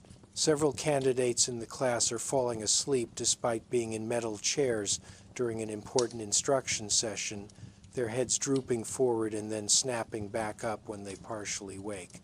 The instructor notices this, and his solution is not to get angry or assign punishment, but rather to make the class interactive, asking direct questions to random candidates, forcing everyone to stay mentally engaged enough to respond if called upon. You are terrified of being asked a question because you have not retained any of the information being presented. Your short-term memory essentially non-functional due to exhaustion. And if you are asked something, you will be unable to answer and will be marked as a failure and potentially given remedial training, which means more suffering. Fortunately, you are not called upon during this particular session, though several of your classmates are, and most of them fumble their answers badly, providing evidence that everyone's cognitive function is severely impaired. The class ends after 90 minutes, and you are given a 30-minute personal time period, which is supposed to be used for equipment maintenance and preparation for the afternoon evolutions, but you and most of your classmates use it to simply sit or lie down and try to recover some tiny measure of energy. You remove your wetsuit, which is a surprisingly difficult process because the wet neoprene wants to cling to your skin and your hands do not have the strength or coordination to pull it off efficiently. You get the wetsuit about halfway off and then get stuck with it bunched around your waist, and you have to ask a classmate for help pulling it the rest of the way off, which is mildly humiliating but necessary. Once out of the wetsuit, you can see the new chafe injuries at your neck and wrists and armpits, red raw areas where the neoprene has abraded your skin through hours of repetitive motion. You also notice that your hands, which were already torn up, have somehow gotten worse despite being protected by wetsuit gloves during the swim. The constant gripping and pulling motion having reopened all the previous wounds and created new ones. You attempt to use the bathroom and discover that your urine is dark brown, almost the color of tea, which is a sign of rhabdomyolysis, a condition where damaged muscle tissue releases proteins into the bloodstream that can damage the kidneys. This should probably be reported to medical, but you know that reporting it will likely get you pulled from training for medical observation, which means falling behind your class, which means more weeks of suffering to make up the lost time. So you make the dangerous decision to not report it and just drink more water and hope that your kidneys can handle the protein load. This is the kind of risk calculation that SEAL candidates make constantly, weighing the danger of unreported injuries against the danger of being removed from training, and often choosing to hide problems that would horrify medical professionals. The 30-minute personal time ends and you are called back to formation for the afternoon evolutions, and it is now approximately 1 p.m. and you have been awake for 33 hours with only about 6.5 hours of poor quality sleep during that period, and you still have at least 7 more hours of training ahead of you before you will be allowed to sleep again. The afternoon schedule begins with another obstacle course run, the third one in 2 days, and your boat crew approaches the starting line with visible dread because everyone knows that their bodies are not capable of completing this evolution at anything approaching acceptable performance levels. The instructors know this too, which is why they are running the evolution, because part of SEAL training is learning to perform complex physical tasks when you are far beyond the point of normal human capability, when your body is screaming at you to stop, when every movement is agony, and you must override all of those signals and complete the mission anyway. The obstacle course run is a disaster. Multiple candidates fall from obstacles and have to retry. Times are much slower than day one. Some people simply cannot complete certain obstacles at all and have to be assisted by their boat crew members, which results in time penalties for the entire crew. You personally fail the rope climb on your first 2 attempts because your grip strength is completely gone and your arms cannot support your body weight.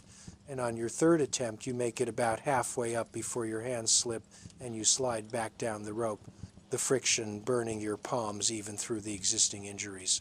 An instructor is standing at the base of the rope watching your repeated failures with an expression that could be interpreted as disappointment or disgust or possibly amusement. And he asks if you would like to ring the bell and quit, and you say no through gritted teeth, and you try the rope climb a 4th time. This time you use your legs more effectively, wrapping the rope around one leg and standing on your own foot to take some of the load off your arms. And you inch your way up the rope using this technique, which is less efficient but possible given your current state. You reach the top of the rope, touch the designated point, and descend with shaking limbs, and you know that this small victory will be forgotten in approximately 30 seconds when you reach the next obstacle and fail at that one.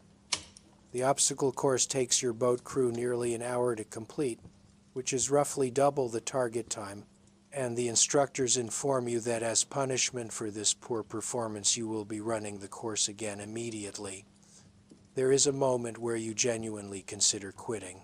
The prospect of running the obstacle course again right now feels literally impossible, like being asked to fly or to breathe underwater, like something that violates the basic laws of physics. But your boat crew members are looking at each other with the same desperate exhaustion you feel, and nobody says anything about quitting. Everyone just turns around and shuffles back to the starting line, and you realize that if they can do it, then you can do it, or if you cannot do it, then at least you will fail trying rather than choosing to quit. The second run through the obstacle course is worse than the first in ways that are difficult to articulate because you have moved beyond normal pain into some other realm of suffering where your body is simply not responding to commands anymore. You reach up to grab the 6-foot wall and your arms do not lift high enough. You try to climb the cargo net and your hands will not close around the rope. You attempt the balance beam and your legs give out and you fall. and you lie on the ground for a moment, genuinely unable to stand back up. And your boat crew members have to physically lift you to your feet and push you toward the next obstacle.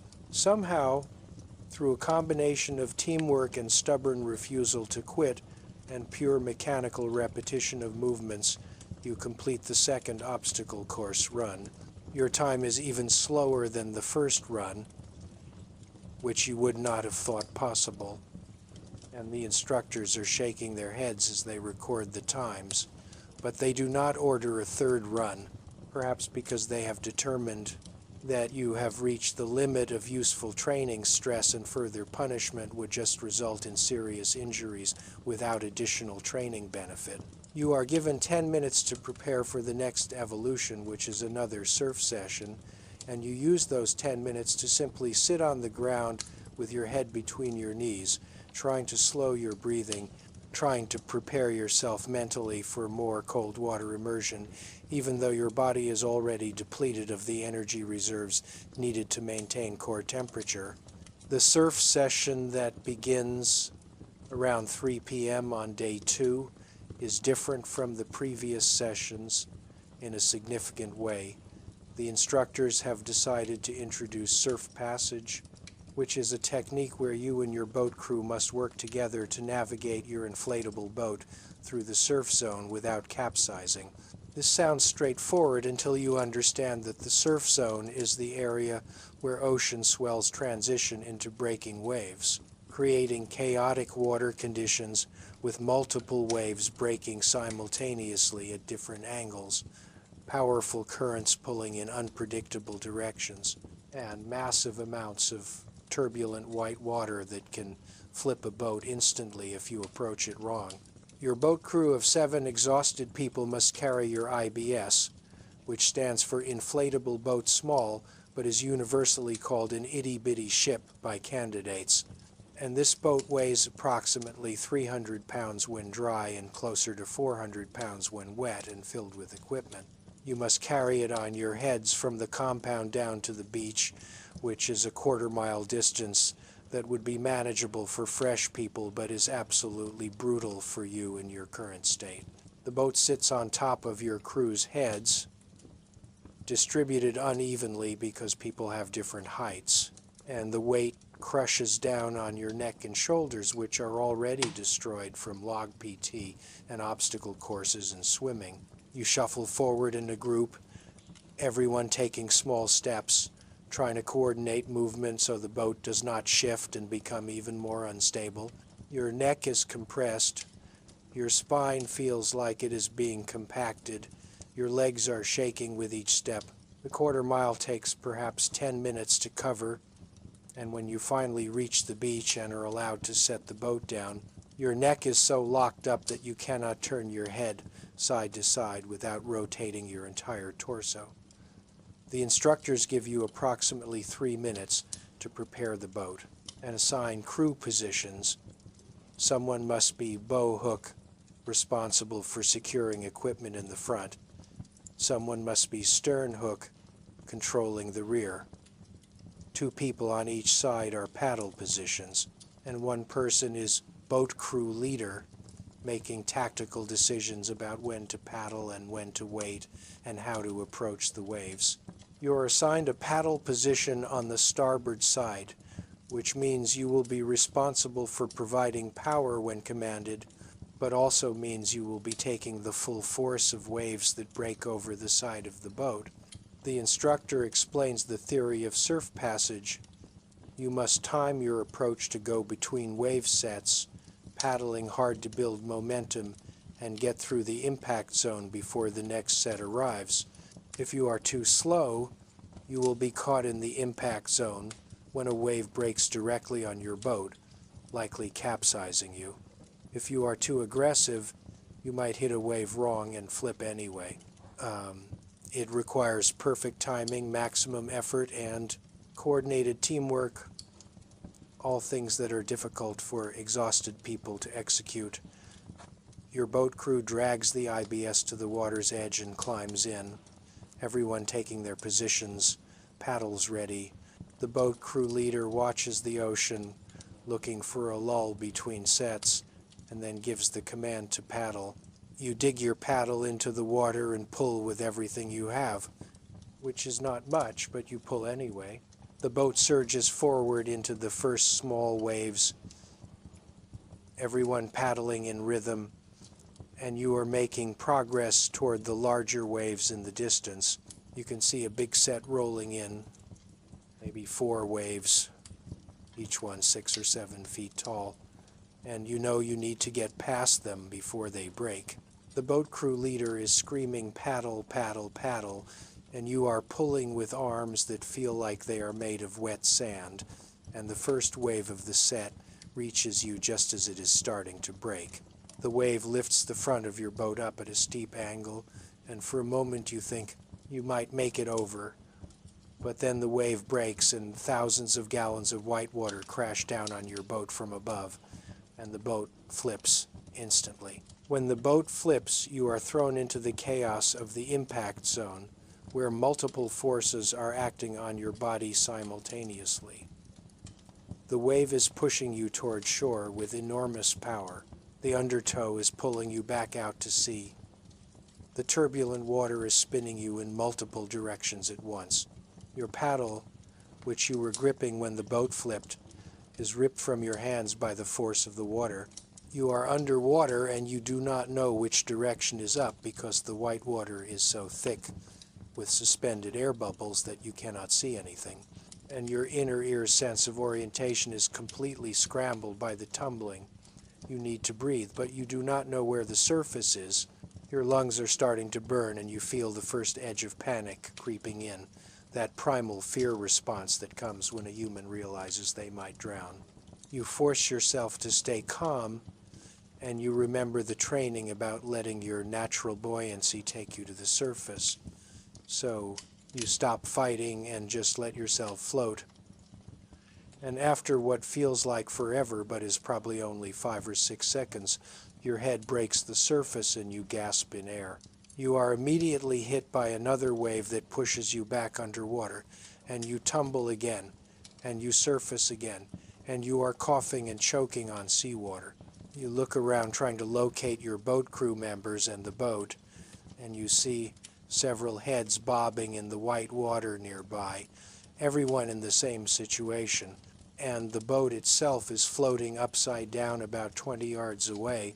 The instructors on the beach are yelling at you to recover your boat and your equipment and try again, showing no concern for the fact that you were just violently thrown from a boat and nearly drowned.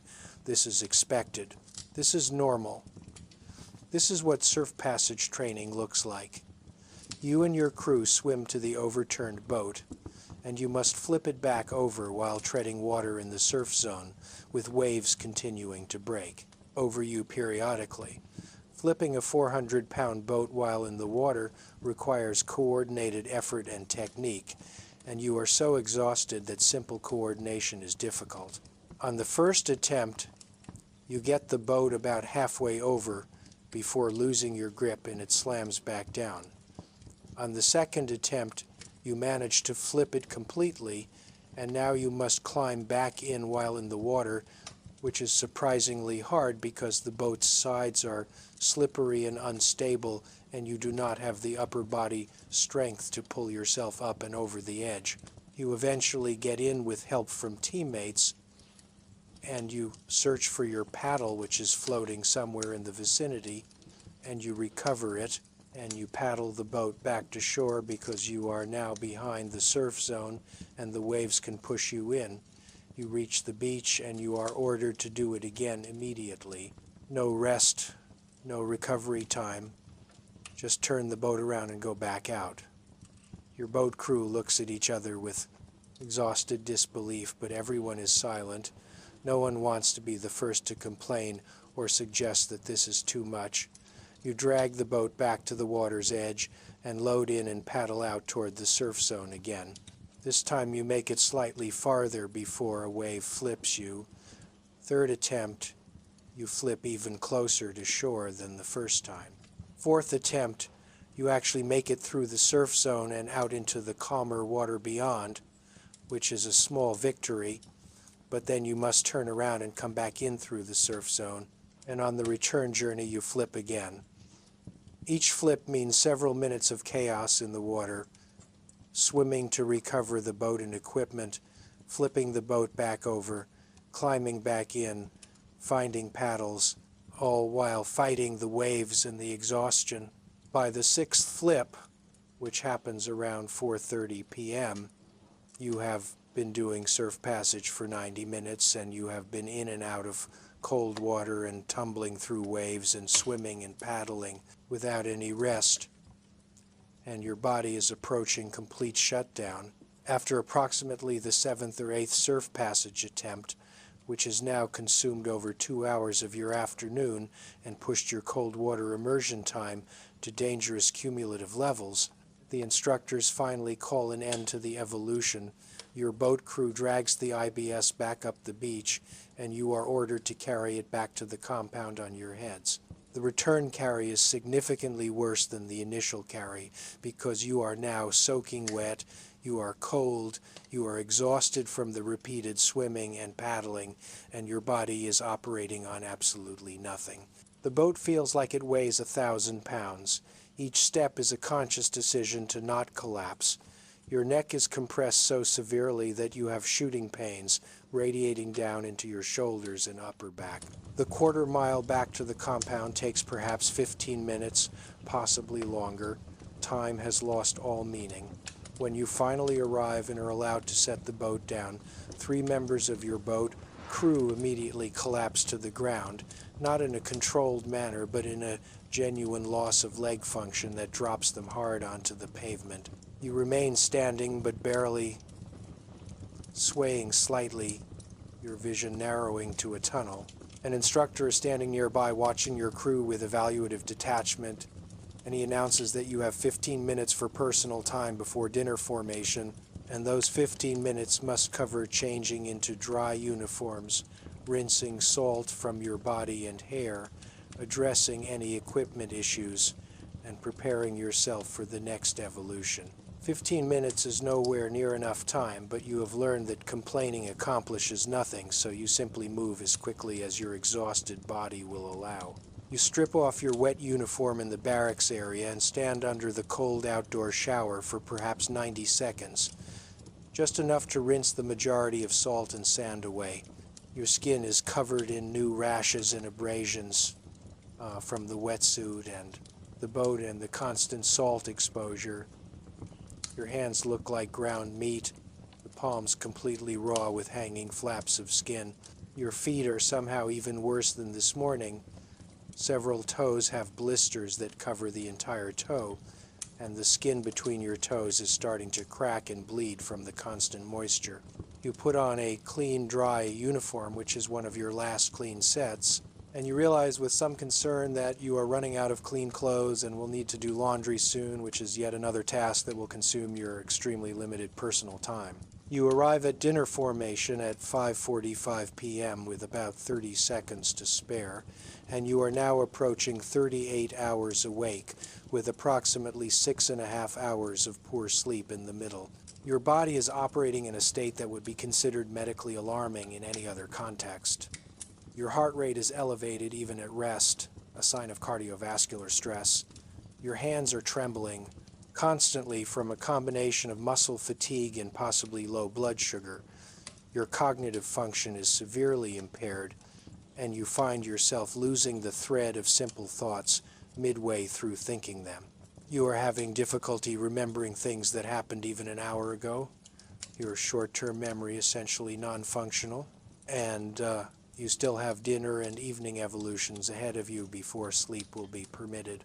Dinner in the chow hall is the same hurried mechanical eating as previous meals, forcing calories into a body that does not want them, and you notice that several candidates are not eating at all, just sitting at the table staring at their food, either too exhausted to eat or too nauseous from the stress. You force down as much food as you can in the allotted time, knowing that you will need the energy even if your body is rejecting it now. The evening schedule after dinner includes a 4-mile soft sand run, which is particularly cruel given that you have already run and swum and carried heavy objects for miles today. But the instructors do not design the schedule around what seems fair or reasonable.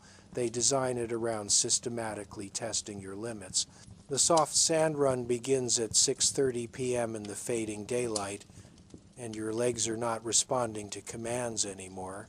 You are running, or rather shambling forward in something approximating running, but your pace is so slow that it barely qualifies as jogging.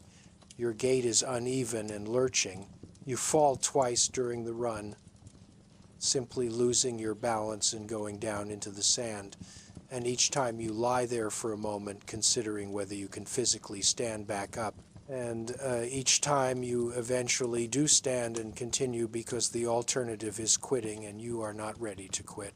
You complete the 4-mile soft sand run in a time that would be embarrassing under any circumstances, but is especially poor given that the maximum time limit for this evolution is supposed to represent a challenging but achievable pace. You finish approximately 8 minutes over the time limit, which means you and everyone else who failed to make the time will face additional punishment evolutions tomorrow, probably extra PT or an additional obstacle course run or some other creative form of suffering that the instructors will devise. But that is tomorrow's problem. Right now you have to survive the rest of today. After the run, you are given 10 minutes of personal time, which you use to simply sit on the ground and try to slow your breathing and heart rate. Your cardiovascular system is operating in a state of chronic stress. Your resting heart rate elevated to perhaps 90 or 100 beats per minute compared to your normal 60 or 70. And this increased cardiac workload over extended periods can cause actual damage to the heart muscle, another risk that candidates accept as part of the training. At 7:30 p.m. you are called to formation for the evening equipment inspection, which is where instructors meticulously examine your gear, looking for any items that are not properly maintained. Any equipment that is damaged or dirty or not stored correctly, and any failures in equipment maintenance result in individual or crew punishment. You lay out all of your gear on the grinder in the prescribed arrangement: wetsuit, fins, mask, boots, uniforms, helmet, canteen, all positioned exactly as specified in the equipment list. Your gear looks terrible because you have been using it constantly for 2 days without adequate time for proper cleaning and maintenance, and several items are damaged from the intense use. Your wetsuit has a small tear at the knee from catching on something during surf passage. Your fins have scratches and scuff marks. Your boots are still damp and sandy inside despite your best efforts to clean them. The instructors move through the formation, examining each candidate's equipment layout, occasionally stopping to point out deficiencies. And when they reach your position, they immediately identify the tear in your wetsuit. The instructor asks how this happened, and you explain that it tore during surf passage today.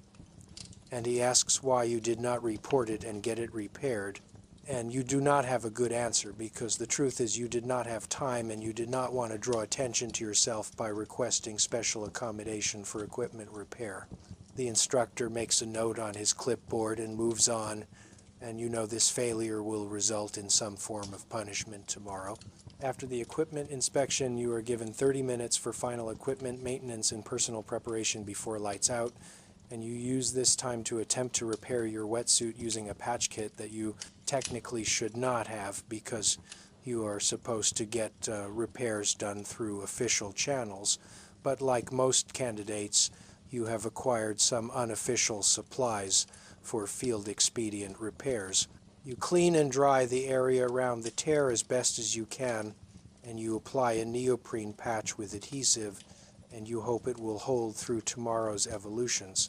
You also take the time to check your feet again, and they are definitely getting worse. Several blisters now showing signs of infection, with red inflammation spreading around the edges and yellow pus forming in the wounds. You should report this to medical, but again, you make the tactical decision not to because infected blisters are not yet serious enough to get you pulled from training. And if you can just keep them clean and dry, which is essentially impossible given the training environment, they might heal on their own. You apply antibiotic ointment liberally and wrap the worst areas with gauze, knowing that the bandages will be soaked and useless within an hour of starting tomorrow's activities. At 8:45 p.m., approximately 41 hours after you first woke up yesterday morning, you are finally given permission to sleep. You lie down on your bunk and your body immediately begins the relaxation process. Muscles unclenching, heart rate starting to decrease, and the pain that has been background noise all day suddenly becomes much more prominent. Everything hurts intensely now that you are not moving, not distracted, not operating on adrenaline. Your shoulders feel like they have been dislocated and improperly reset. Your back is locked in painful spasms. Your legs are cramping in waves. Your hands are throbbing with each heartbeat. Your feet are radiating sharp shooting pains up your ankles and calves. But despite all of this pain, despite the uncomfortable thin mattress and metal bed frame, despite the knowledge that you will have to wake up and do this all again in 7 hours, you fall asleep almost instantly because your body's need for rest is so overwhelming that it overrides everything else. But your sleep on night 2 is even more disrupted than night 1 because your body is now in significantly worse condition and the injuries and pain are more severe. You wake up approximately every 45 minutes to an hour throughout the night, sometimes from pain as you shift positions and aggravate injured areas, sometimes from muscle cramps that seize your calves or feet with such intensity that you gasp out loud, sometimes from stress dreams where you are drowning or falling or being crushed. Each time you wake up, it takes several minutes to fall back asleep, and the sleep you do achieve is not the deep restorative sleep your body desperately needs, but rather light, fitful sleep where you remain partially conscious of your surroundings. You are vaguely aware of your roommate also shifting and groaning throughout the night, both of you trapped in this cycle of inadequate rest. At one point, around 2 a.m., you wake up needing to urinate and you swing your legs out of bed to stand up, and your legs simply do not work. Your muscles do not respond to the command to contract, and you actually fall to the floor, catching yourself with your hands, which sends shooting pains up your arms from the torn palms. You lie on the cold floor for a moment, disoriented and confused, and then your muscle function returns partially, and you are able to stand up and limp to the bathroom. Your urine is still dark brown, possibly even darker than yesterday, and you drink water directly from the bathroom faucet, trying to flush your system and protect your kidneys from the breakdown products of damaged muscle tissue. You return to your bunk and lie down and eventually fall back into shallow sleep. Your alarm goes off at 3:55 a.m., and the sound is jarring and offensive, and your first conscious thought is a desperate, pleading hope that you can just sleep for 5 more minutes, 10 more minutes, anything. But you silence the alarm and force yourself to sit up, and the assessment of your body reveals that you are in significantly worse shape than yesterday morning. Your hands are so swollen that you cannot make a full fist, the damaged tissue retaining fluid, the skin stretched tight and shiny. Your feet are also swollen, and when you try to put weight on them, the pain is so intense that you actually cry out involuntarily. Your back is locked in such severe spasms that you cannot stand up fully straight. You are hunched forward at about a 10-degree angle. Your shoulders have virtually no range of motion. You can barely lift your arms to chest height, and your cognitive function, which was already impaired yesterday, is now even more degraded. Your thinking slow and muddy, your memory unreliable, your ability to process information severely limited. You are operating on approximately 11 or 12 hours of very poor quality sleep over the past 48 hours, and the cumulative sleep debt is creating genuine cognitive impairment similar to being legally drunk.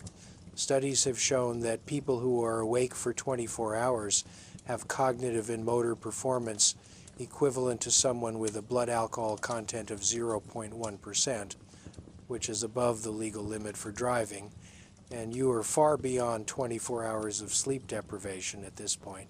At 4 a.m., the instructors storm through the barracks with their usual aggressive wake-up routine, and even though you were already awake, the sudden noise and aggression still triggers a stress response. You have 2 minutes to get dressed and get outside, and this morning those 2 minutes feel impossibly short because every movement is painful and slow. You fumble with your bootlaces, your swollen fingers refusing to perform the fine motor task efficiently. You put your shirt on backwards and have to start over. You forget where you put your helmet and waste precious seconds searching for it. You make it outside with perhaps 10 seconds to spare, shuffling into formation with your classmates. And you notice that 2 more candidates are missing, presumably having quit during the night or early morning. The attrition continues, people are breaking constantly, and you wonder, not for the first time, if you will be next. Morning PT begins, and your body simply does not function. You are ordered to do push-ups, and your arms collapse on the first repetition. You are ordered to do sit-ups, and your abs will not contract properly. You are ordered to do flutter kicks, and your legs shake violently and drop to the ground after perhaps 5 seconds. The instructors are watching this pathetic display with what appears to be satisfaction, because this is exactly what they intended. This is the systematic breakdown they designed. And now they are testing whether you can continue to function even when your body has essentially quit. The instructor's response to your collective inability to perform basic calisthenics is not to ease the requirements, but rather to increase them. If you cannot do push-ups with proper form, then you will do push-ups on your fists, which is even more difficult and painful. If you cannot hold a plank position for the prescribed time, then you will hold it longer until you can. If you cannot complete the sit-ups without your feet lifting off the ground, then someone will hold your feet down and you will complete them anyway. This is the fundamental principle of SEAL training that you are now experiencing viscerally. There is no performance floor below which you are allowed to quit. There is only continuing to try until the instructors decide you have demonstrated sufficient effort and mental toughness. You do push-ups on your fists with your swollen hands screaming in protest, the weight of your body driving your knuckles into the concrete, and you complete perhaps 3 before your arms give out completely and you face plant onto the pavement. You are told to get back up and do 3 more. You do 3 more and collapse again. You get up and do 3 more. This continues for what feels like hours, but is probably only 15 or 20 minutes. This cycle of minimum effort followed by failure, followed by getting back up and trying again. Your boat crew is going through the same process. Everyone struggling, everyone failing, everyone continuing despite the failures. By the time the morning PT session ends around 5:30 a.m., you have been operating at maximum stress for 90 minutes, and you have accomplished perhaps 1/3 of the normal work volume, because you simply cannot perform at the previous levels. Your body is too damaged, too depleted, too broken down. The instructors gather the class and announce that due to the poor performance during PT, everyone will be hitting the surf immediately with no transition time. And furthermore, you will be doing an extended surf session of 20 minutes instead of the usual 10 to 15 minutes, because you clearly need additional motivation. The walk to the beach is slow and painful, everyone moving like elderly people, everyone hunched and limping and barely functional. You link arms with your boat crew and walk into the Pacific Ocean, and the cold water that seemed merely uncomfortable 2 days ago now feels like it might actually kill you. Your body has no reserves left to fight the cold. Your shivering starts before you even enter the water, and once you sit down in the surf zone and the water rises to neck height, your shivering becomes so violent that it is almost convulsive. Your jaw is clenching and unclenching involuntarily with such force that you worry about breaking teeth. Your hands and feet go numb within seconds, and the numbness spreads rapidly up your limbs. Your cognitive function, which was already impaired, degrades even further, and you lose the ability to track time. You cannot estimate whether you have been in the water for 5 minutes or 20 minutes. You cannot remember exactly why you are here or what you are supposed to be doing. This is genuine hypothermia now, not the mild cold stress from previous sessions, but actual medical hypothermia where your core temperature has dropped to dangerous levels and your body is starting to shut down non-essential functions to preserve vital organs. The candidate next to you is no longer shivering, which is actually a very bad sign because it means his body has exhausted the energy reserves needed to generate heat through muscle contractions, and he is entering the next stage of hypothermia where the body gives up on trying to stay warm. The medical staff on the beach notices this and pulls him out of the water immediately. And he is stripped of his wet clothes and wrapped in blankets and given hot liquids. And you watch this happen with a distant, detached interest, your brain not quite processing the severity of what you are witnessing. The 20-minute surf session finally ends, though it might have been longer or shorter. You genuinely cannot tell, and you stumble out of the water on legs that are not working properly. An instructor asks you a simple question, something like, "What is your name?" or "What day is it?" And you cannot answer immediately because your brain is not processing language correctly. After several seconds, you manage to produce your name, speaking slowly and with slurred speech, and the instructor watches you carefully, evaluating whether you need medical intervention or are still within acceptable parameters for training stress. He apparently decides you are okay because he tells you to start crawling up the beach, and you drop to the sand and begin crawling, your movements uncoordinated and inefficient, your arms and legs not working together properly. After the extended cold water exposure and the beach crawl that followed, you are given approximately 5 minutes to change into dry clothes before breakfast formation, which is nowhere near enough time, but you have stopped expecting adequate time for anything. You strip off your wet uniform with trembling hands, and your skin is pale and pruned and covered in goosebumps that will not go away even when you put on dry clothes because your core temperature is still too low. You pull on dry socks over your swollen, damaged feet, and the pain of the fabric touching your blistered skin is so intense that you make involuntary sounds. You force your feet into your boots even though they do not want to fit properly with all the swelling and bandages, and you lace them loosely because tight laces would be unbearable. You arrive at breakfast formation with seconds to spare, and you shuffle to the chow hall with your class, everyone moving slowly, everyone hurting. Breakfast is the same as previous days, but your appetite is even more suppressed than before, and the thought of eating is actually nauseating. You force food down anyway, mechanically chewing and swallowing without tasting, drinking milk and juice for calories and hydration, but your stomach is rejecting the intake, and you feel like you might vomit. Some candidates are vomiting either from the stress or from eating too quickly or from some combination of exhaustion and physical distress. And the instructors walk past these candidates without comment or concern, just letting them vomit and then continue eating because calories are necessary regardless of whether your body wants them.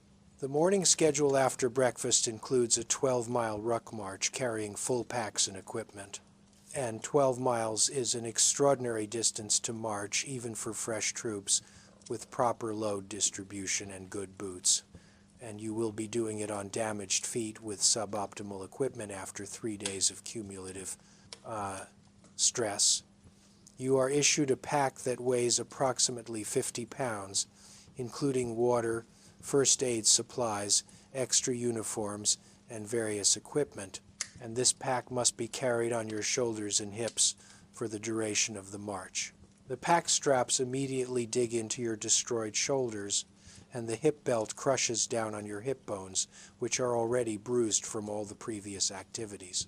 The march begins at a pace that would be reasonable for a casual walk, but feels impossibly fast given your condition. You are marching in formation with your boat crew, everyone trying to maintain the prescribed spacing and cadence, and within the first mile your feet are already in absolute agony. The blisters that covered your feet are now being crushed and rubbed with each step, and new blisters are forming on top of old blisters, and the skin is peeling away in sheets inside your boots. You can feel blood squishing in your socks with each step. Your shoulders are on fire from the pack. Straps, the weight pulling down on muscles that are already torn and damaged. Your lower back is spasming from the load on your hips, sending shooting pains down your legs. Your knees, which have been relatively okay until now, are starting to hurt with each impact. The repetitive stress of marching on hard surface, wearing down the cartilage, and inflaming the tendons. By mile 3, you are limping noticeably, favoring your left foot over your right because the right foot has worse blisters. By mile 5, you are barely maintaining the pace, falling slightly behind your boat crew, and an instructor runs up alongside you and asks if you need assistance or if you are injured, and you know that admitting injury will likely get you pulled from the march and possibly from training, so you say no, you are fine, you can continue. The instructor stays with you for a few minutes, watching your gait and your effort level, and then he drops back, apparently satisfied that you are pushing hard enough even if your performance is substandard. By mile 8, your entire body is shutting down. Your vision is narrowing to a tunnel, your hearing is muffled. Your thinking is reduced to the most basic repetitive commands. Left foot, right foot, left foot, right foot, keep moving, keep moving, keep moving. You are not really present in your body anymore. You have dissociated to protect your consciousness from the overwhelming pain, and you are watching yourself march from a distance, observing your own suffering with detached interest. The 12-mile ruck march finally ends around noon after approximately 4.5 hours of continuous marching, with only brief water breaks every 3 miles. You arrive back at the compound and you are given 10 minutes to drop your pack and prepare for the next evolution, but you spend those 10 minutes simply sitting on the ground, unable to move. Your boat crew is scattered around the grinder in similar states of collapse, everyone too depleted to speak or move. An instructor walks past and kicks the bottom of your boot, not hard, but enough to get your attention, and tells you that you have 5 minutes until the next formation. You force yourself to stand up, and your legs nearly buckle because they have been locked in the marching motion for so long that they have forgotten how to do anything else. You limp to the bathroom to refill your canteen and assess the damage to your feet. You sit on a toilet and carefully remove your boots and socks, and your socks are soaked with blood and lymphatic fluid and stuck to your feet. You have to peel them off slowly, and the pain is extraordinary, and several large sections of skin come off with the socks, leaving raw bleeding areas. Your feet are destroyed beyond anything you thought possible. Every toe has multiple blisters. The balls of your feet are completely raw. Your heels are bleeding. The skin between your toes is cracked and infected. You should definitely go to medical at this point because these injuries are approaching the level where serious infection could occur, but you make the same calculation you have been making all along. Medical intervention means being pulled from training, means falling behind, means more weeks of suffering to make up the time, so you will try to manage it yourself. You rinse your feet in the sink with cold water, which is agonizing but necessary to clean out the salt and sand. You apply antibiotic ointment liberally to all the open wounds. You wrap your feet in gauze, using most of your remaining first aid supplies. You put on your last pair of clean socks and carefully put your boots back on, lacing them as loosely as possible while still maintaining enough support for walking. The whole process takes about 15 minutes, which means you are now late for formation, so you limp out to the grinder as quickly as you can manage. The instructors note your tardiness and inform you that you will be doing additional PT later as punishment. The afternoon schedule includes more pool training, specifically underwater knot tying and equipment maintenance while submerged, which tests your ability to perform complex tasks while holding your breath and fighting the urge to surface. You are already exhausted and your fine motor control is essentially gone, so performing detailed tasks underwater while oxygen deprived is extraordinarily difficult. You descend to the bottom of the pool with a length of rope and you are supposed to tie a series of specific knots: bowline, clove hitch, square knot, each one correctly and efficiently, and you can only surface when you have completed all the knots. Your first attempt is a complete failure because your hands are so swollen and damaged that you cannot manipulate the rope properly. And after 45 seconds of fumbling underwater, your lungs are burning and you have to surface without completing any knots. The instructor tells you to try again. Second attempt, you manage to tie a bowline, but it is sloppy and takes too long, and you have to surface before completing the other knots. Third attempt, you are starting to panic because you cannot seem to make your hands work and your breath hold capacity is degraded from all the previous stress. And you surface after 30 seconds without completing anything useful. The instructor pulls you aside and asks if you understand the requirement, and you say yes. You understand you are just having difficulty with your hands. He looks at your hands, which are obviously swollen and damaged and wrapped in bandages that are now soaked from the pool water, and he makes a note on his clipboard. And you know this is not good.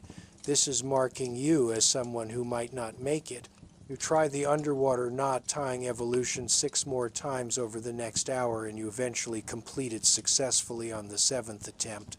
But it takes you far longer than the prescribed time limit, and your performance is clearly substandard. After the pool evolution, you are released for a 30-minute personal time period before dinner, and you use this time to simply lie on a bench outside the pool facility with your eyes closed, not sleeping because you are too keyed up and stressed to actually sleep, but just lying there trying to give your body a few minutes of not actively suffering. Dinner on day 3 is the same routine as previous dinners, but you notice that the class size has shrunk noticeably.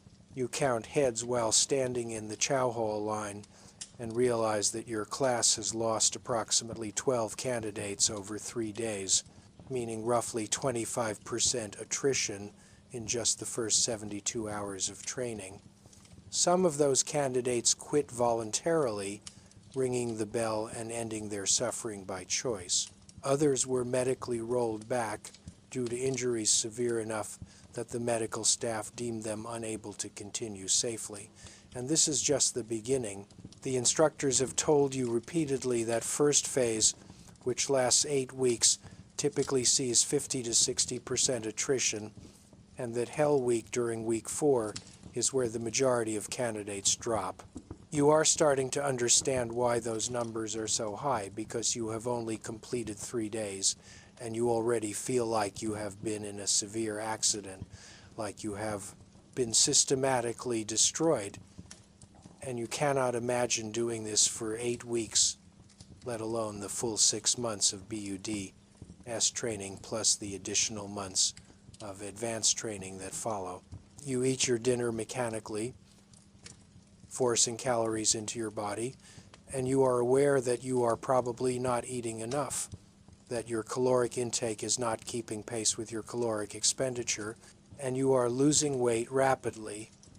Most SEAL candidates lose 10 to 20 pounds during the first month of training, despite eating thousands of calories per day, because the energy expenditure is so extreme that the body literally cannot consume enough food to maintain weight.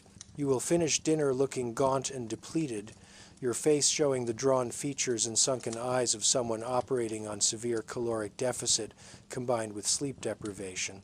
The evening schedule includes more classroom instruction on small unit tactics and land navigation, and this is another standing session where you must remain at attention for 90 minutes while an instructor explains concepts that are genuinely important and that you will need to know for future operations, but your brain is so impaired that you are retaining almost nothing. Your attention drifts constantly. You catch yourself staring at nothing, your mind completely blank. You are asked a question at one point and you genuinely do not know what the instructor was talking about. You have been standing there for 20 minutes and retained zero information, and you have to admit that you do not know the answer. The instructor is not angry, but rather makes a notation on his evaluation sheet, and you know this is going to count against you when they make decisions about who continues and who gets dropped. After the classroom session, you are released for evening equipment maintenance and personal time, and tonight you absolutely must do laundry because you have no clean uniforms left for tomorrow. The laundry facility is a basic setup with a few washing machines and dryers that are shared by the entire class, which means there is always a wait, and tonight the wait is approximately 45 minutes before you can get your clothes into a machine. You sit on the floor near the laundry room waiting for your turn, and you use this time to inspect your hands and feet again. Your hands are showing signs of infection now. The torn areas on your palms, red and swollen and warm to the touch, with yellow pus forming in some of the deeper wounds. Your feet are even worse, multiple toes showing clear signs of infection, the skin red and hot and tender, and you are starting to feel some systemic symptoms like a low-grade fever and general malaise that suggest the infection might be spreading into your bloodstream. This is genuinely dangerous now. This is approaching the level where sepsis becomes a possibility, but you are so committed to completing this training that you convince yourself you can manage it with over-the-counter antibiotics and topical treatment. This is the kind of catastrophically bad medical decision-making that happens when people are sleep-deprived and stressed and desperate to achieve a goal. You eventually get your laundry into the machines, and while your clothes wash and dry, you take the opportunity to sit on the floor and close your eyes for the 30-minute cycle, not really sleeping but resting in a twilight state. At approximately 9:15 p.m., you finally make it back to your bunk with clean clothes for tomorrow and a few minutes to prepare for sleep. You set your alarm for 4 a.m., giving yourself 7 hours of sleep opportunity, which sounds almost luxurious, except you know from experience that you will not get 7 hours of actual quality sleep. You will get maybe 4 or 5 hours of fragmented rest punctuated by pain and nightmares and trips to the bathroom. You lie in your bunk on the night of day 3, and for the first time since training started, you have a moment of genuine doubt about whether you can complete this. Not doubt in the vague sense of wondering if it will be hard, but actual specific doubt about whether your body can physically survive the remaining weeks.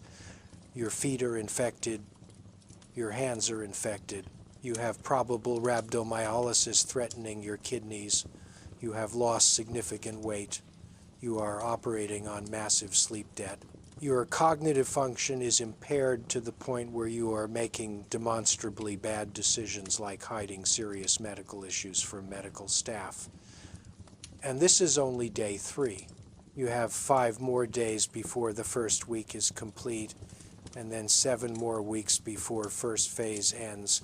And first phase is supposedly the easiest phase. Second phase is diving phase, where you will spend even more time in cold water, where you will be doing deeper and longer dives with more complex equipment.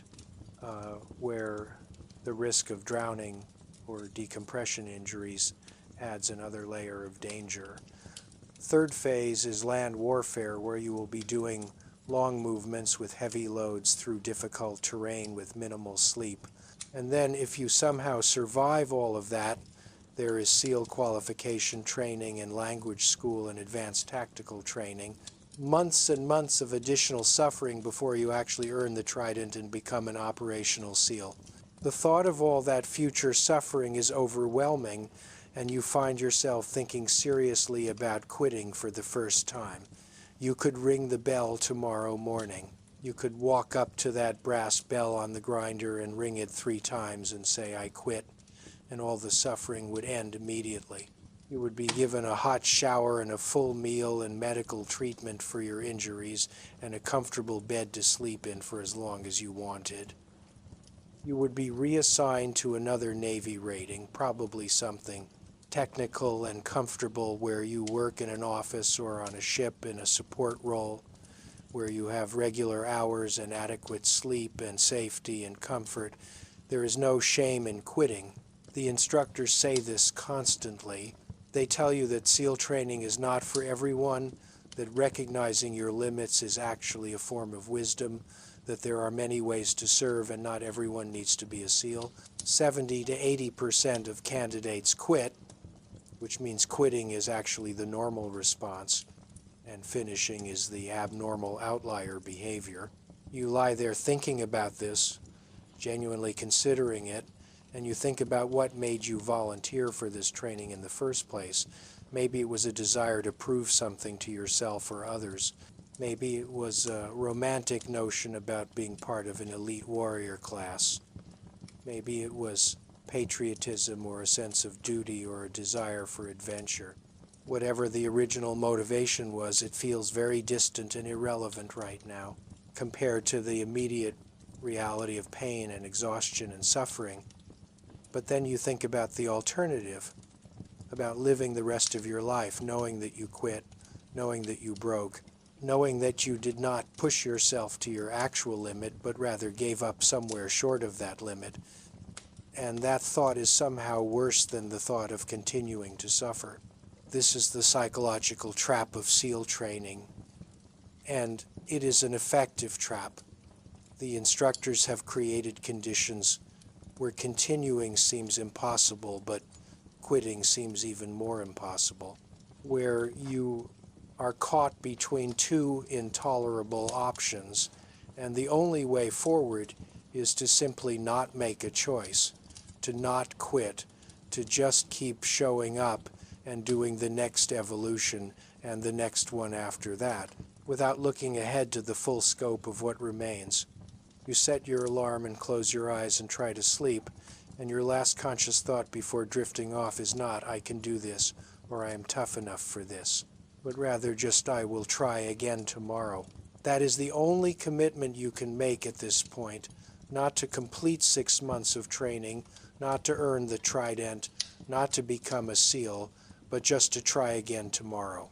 And tomorrow, if you make it through tomorrow, maybe you can commit to trying again the day after that. This is how you survive SEAL training, if you survive it at all. One day at a time, one evolution at a time, not thinking about the big picture because the big picture is too overwhelming to contemplate. You would not survive the full day as a Navy SEAL trainee because survival is not really about any single day. It is about surviving dozens of days in sequence, each one worse than the last, until either you break or the training ends, or you become something different from what you were when you started, something harder and more resilient and less human in certain ways, something that can function in conditions that would destroy normal people.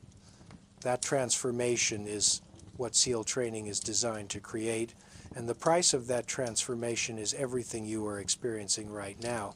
Morning on day 4 arrives with the same aggressive wake-up routine, and you force yourself through the motions with mechanical efficiency, no longer thinking about it, just responding to commands like a machine. Your body has entered a state that could be described as functional damage, where everything is broken and hurting, but you have somehow learned to operate anyway, to move through the pain rather than being stopped by it. This is one of the things SEAL training teaches, the difference between being hurt and being injured, between pain that is merely suffering and pain that indicates actual structural damage requiring medical intervention. You are definitely hurt, comprehensively and severely hurt, but the instructors and medical staff have apparently decided you are not injured in the medical sense, so training continues. Morning PT is the same brutal routine, and your performance continues to degrade, but you keep trying, and the instructors seem to have recalibrated their expectations downward, no longer expecting peak performance, but rather just expecting continued effort despite obvious physical limitations. After PT and the inevitable surf torture session, you are introduced to a new evolution called rock portage, which involves using your inflatable boat to land on a rocky coastline where waves are crashing against jagged rocks and the water is churning violently. Under ideal conditions with a skilled crew, rock portage is dangerous and requires perfect timing and coordination. With an exhausted crew of broken candidates, it is absolutely terrifying. Your boat crew paddles out past the surf zone and then approaches the rocky shore, and the boat crew leader is supposed to time the approach to coincide with a lull between wave sets, allowing the boat to ride a smaller wave onto the rocks where the crew can jump out and secure the boat before the next wave arrives. But timing this correctly requires clear thinking and good judgment, both of which are compromised by exhaustion. And your crew's first attempt is mistimed badly. You hit the rocks just as a large wave is breaking, and the wave drives your boat sideways into a jagged rock face with tremendous force. The boat does not puncture, the rubber is thick and durable, but the impact throws several crew members out of the boat into the churning water between the boat and the rocks. And this is an extremely dangerous situation because the next wave will crush them against the rocks if they do not get clear immediately. Everyone is screaming and grabbing for the people in the water, and you manage to pull one teammate back into the boat just as the next wave hits, and the wave drives the boat into the rocks again. And this time you are thrown out, and you are in the water with rocks on one side and the boat on the other and a wave coming, and you dive under the wave and swim away from the rocks with desperate speed, and you surface behind the boat and your crew pulls you back in. The instructor observing this disaster from a safety boat is shaking his head but allows you to try again. Second attempt is better but still poor. You make it onto the rocks, but the boat is positioned badly and starts to slide back into the water before everyone can get out. And you have to abandon the landing and paddle back out. Third attempt, you finally succeed in getting the boat onto the rocks and securing it before the next wave arrives. And you count this as a victory, even though it took 3 tries, and you nearly drowned, and several crew members have new cuts and bruises from being smashed into rocks. Rock portage training continues for 2 hours with multiple attempts from different angles and in different wave conditions. And by the end of it, everyone in your boat crew has been in the water between the boat and the rocks at least once. Everyone has been hit by the boat or the rocks or both. And everyone has new injuries to add to their collection. You have a deep bruise on your left thigh where the boat crushed you against a rock, and the bruise is already swelling into a hard knot that will make walking painful for days. After rock portage training, you are given a 15-minute personal time period which you use to inspect your new injuries and try to determine if anything requires immediate medical attention. The bruise on your thigh is painful, but probably just a deep tissue contusion that will heal on its own. You have several new scrapes and cuts on your arms and legs from contact with the rocks, and you rinse these with water and apply antibiotic ointment from your rapidly depleting supply. One of your boat crew members has a gash on his shin that is deep enough that bone might be visible at the bottom, and he should definitely get stitches. But he wraps it tightly with gauze and tape and decides to continue training because Going to medical means missing evolutions and falling behind. This is the calculus everyone makes constantly. Injury versus mission, immediate safety versus long-term goals. The midday schedule includes another long ocean swim, this time 8 miles, which is even longer than the 5-mile swim from day 2, and you approach this evolution with dread because you know exactly how much it is going to hurt and how depleted you already are. The swim begins around 11 am under a gray overcast sky with choppy water conditions, and from the first stroke you know this is going to be worse than the previous swim. Your shoulders are so damaged that each stroke sends sharp stabbing pains down your arms. Your core is weak and unstable, making it hard to maintain proper body position in the water.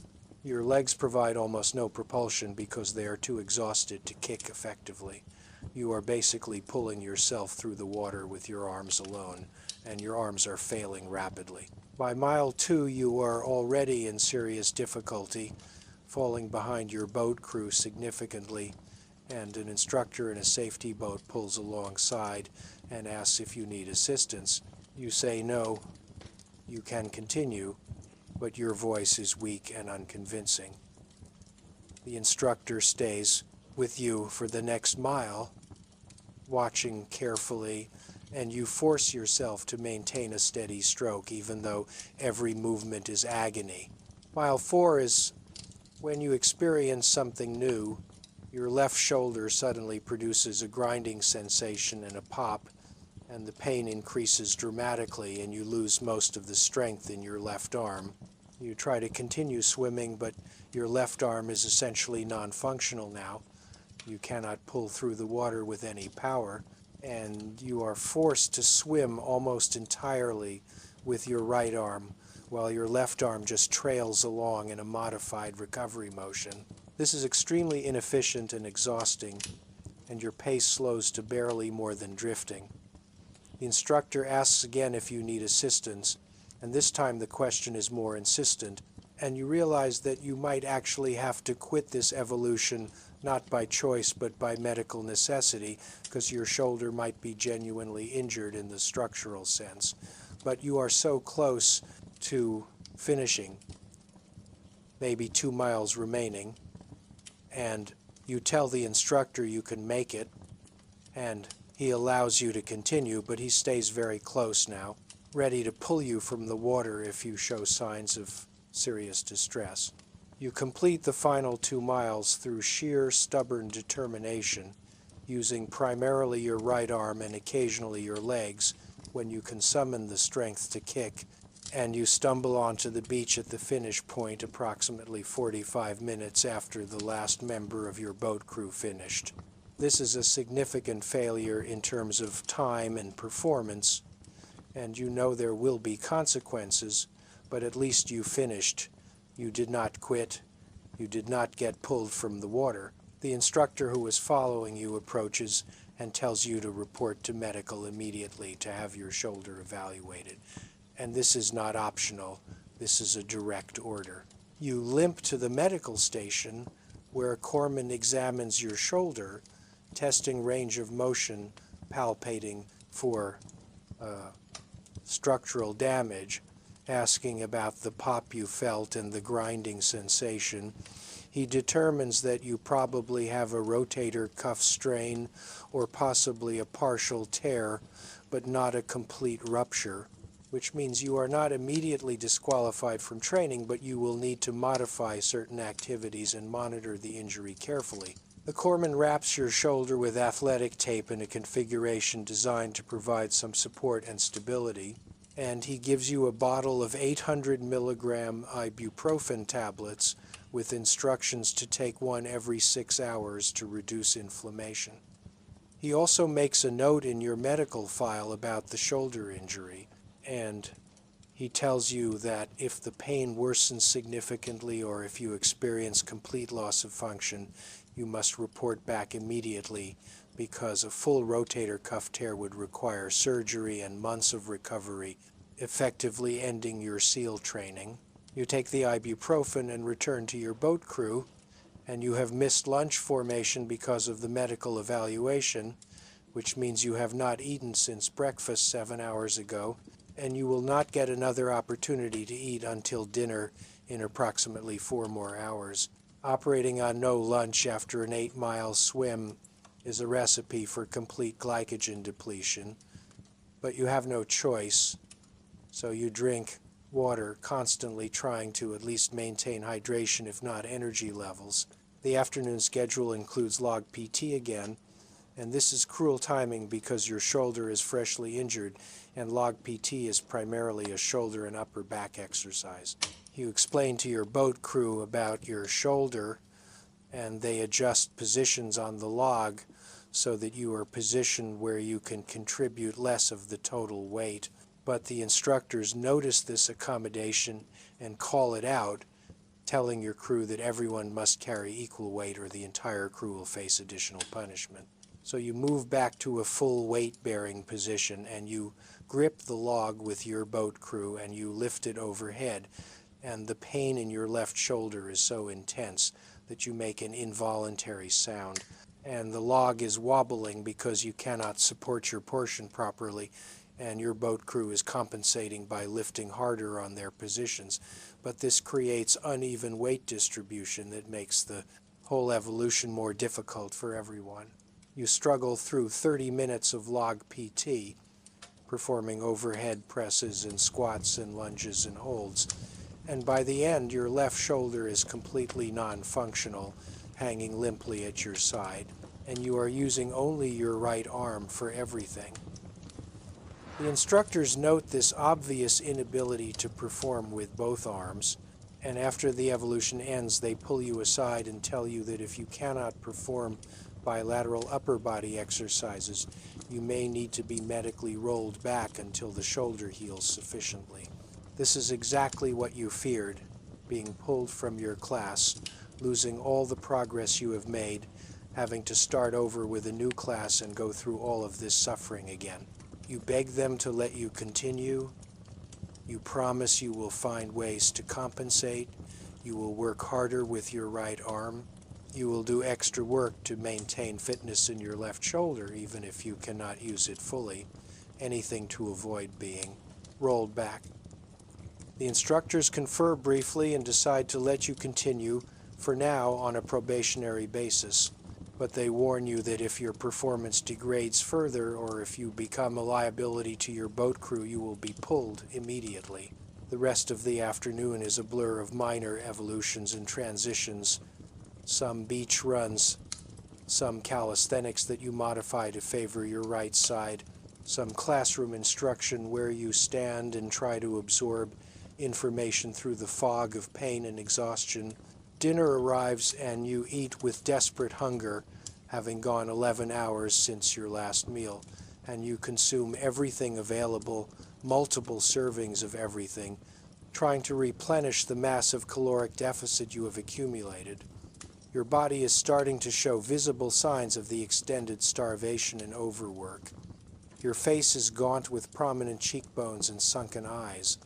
Your arms are noticeably thinner with muscle definition that comes not from strength training but from having no subcutaneous fat left. Your uniform hangs loosely on a frame that has lost perhaps 15 pounds in 4 days. Some candidates have lost even more weight and look genuinely emaciated, and the medical staff monitors weight loss carefully because extreme weight loss can indicate the body is consuming its own muscle tissue at dangerous rates. Evening activities include more surf torture because the instructors have decided that your class has not spent enough time being cold today, and you link arms with your boat crew and walk into the ocean for what must be the 8th or 9th time today. You have honestly lost count, and the cold water immersion triggers the now familiar cascade of physiological stress responses, shivering and vasoconstriction and impaired cognition, but you have become somewhat adapted to it. Your body has learned to manage the cold slightly better, or perhaps you have just become numb to the suffering in a psychological sense, accepting it as baseline, reality rather than an acute crisis. Night 4 brings the worst sleep yet because your shoulder pain is so intense that you cannot find any position that does not aggravate it. Lying on your left side directly compresses the injured shoulder, which is unbearable. Lying on your right side pulls the left shoulder forward in a way that creates deep aching pain. Lying on your back causes the shoulder to rest in a position that triggers sharp stabbing sensations. You try every possible position and pillow configuration, and nothing works, so you spend the night drifting in and out of consciousness, never achieving deep sleep, existing in a twilight state of pain and exhaustion. You wake multiple times from dreams where you are drowning or falling, your stressed nervous system creating anxiety dreams that reflect your waking reality. Around 2 a.m. you give up on trying to sleep and you take another ibuprofen even though it has not been 6 hours since the last dose, hoping that extra anti-inflammatory medication might reduce the pain enough to allow some rest. It helps slightly, taking the edge off the worst pain, and you manage to sleep for perhaps 90 minutes in a row before your alarm goes off at 4 a.m. Day 5 begins with the usual aggressive wake-up, and you dress with difficulty because your left arm has very limited range of motion and putting on a shirt requires help from your roommate. Morning PT is modified for you by the instructors, who have apparently decided that having you attempt bilateral exercises is counterproductive, so you are told to do single-arm exercises with your right arm while your left arm rests. This means you do one-arm push-ups, which are exponentially harder than regular push-ups, and you can only complete perhaps 5 before failing. You do one-arm pull-ups, which you cannot actually do. You can hang from the bar with your right arm, but you cannot pull your body weight up with one arm. You stand there hanging uselessly while your boat crew completes their pull-ups, and the instructors note this failure. After PT, you are pulled aside again and told that your inability to perform basic upper body exercises is becoming a significant problem, and they are seriously considering rolling you back, but they will give you one more day to demonstrate that you can find ways to contribute despite the injury. The morning schedule includes a combat conditioning course, which is an evolution that combines obstacle course elements with combat scenarios like low crawling under simulated machine gun fire and carrying wounded teammates and navigating through smoke-filled buildings. Your boat crew enters the course, and immediately you are at a disadvantage because many of the tasks require use of both arms. Low crawling under barbed wire requires pulling yourself forward with your arms while pushing with your legs, but you can only use your right arm, so your movement is slow and awkward and you hold up your crew. Carrying a wounded teammate in a fireman's carry normally distributes weight across both shoulders, but you can only use your right shoulder, so the carry is unbalanced and difficult and you can barely manage it. Your boat crew members are helping you constantly, compensating for your limitations, and this creates resentment even if nobody voices it explicitly, because your injury is making everyone else's suffering worse. You can feel the team dynamic shifting, see the frustration in people's eyes when they have to help you again, and you know you are becoming a liability. The combat conditioning course takes 90 minutes, and your crew's performance is poor, largely because of your limitations, and the instructors make this connection explicit, telling the crew that weak links drag down the entire team and asking pointedly whether everyone in the crew is pulling their weight. This is humiliating and demoralizing, and you consider for the first time whether you should voluntarily request to be rolled back for medical reasons, rather than continuing to hold back your boat crew. The day continues with more evolutions that you struggle through with varying degrees of success, and by afternoon you are exhausted not just physically but emotionally, the psychological weight of being the weak link adding to all the other forms of suffering. Dinner is quiet, your boat crew members not overtly angry with you but also not particularly friendly or supportive, and you eat alone at the end of the table feeling isolated despite being surrounded by your classmates. The evening includes another long classroom session on tactical medicine and battlefield trauma care, and the irony is not lost on you that you are learning about treating combat injuries while suffering from training injuries that you are hiding from medical staff. Night 5, you make a decision that feels both cowardly and necessary. You decide that if your shoulder does not improve significantly by tomorrow morning, you will voluntarily request to be medically rolled back rather than continuing to burden your boat crew and risk being involuntarily dropped for poor performance.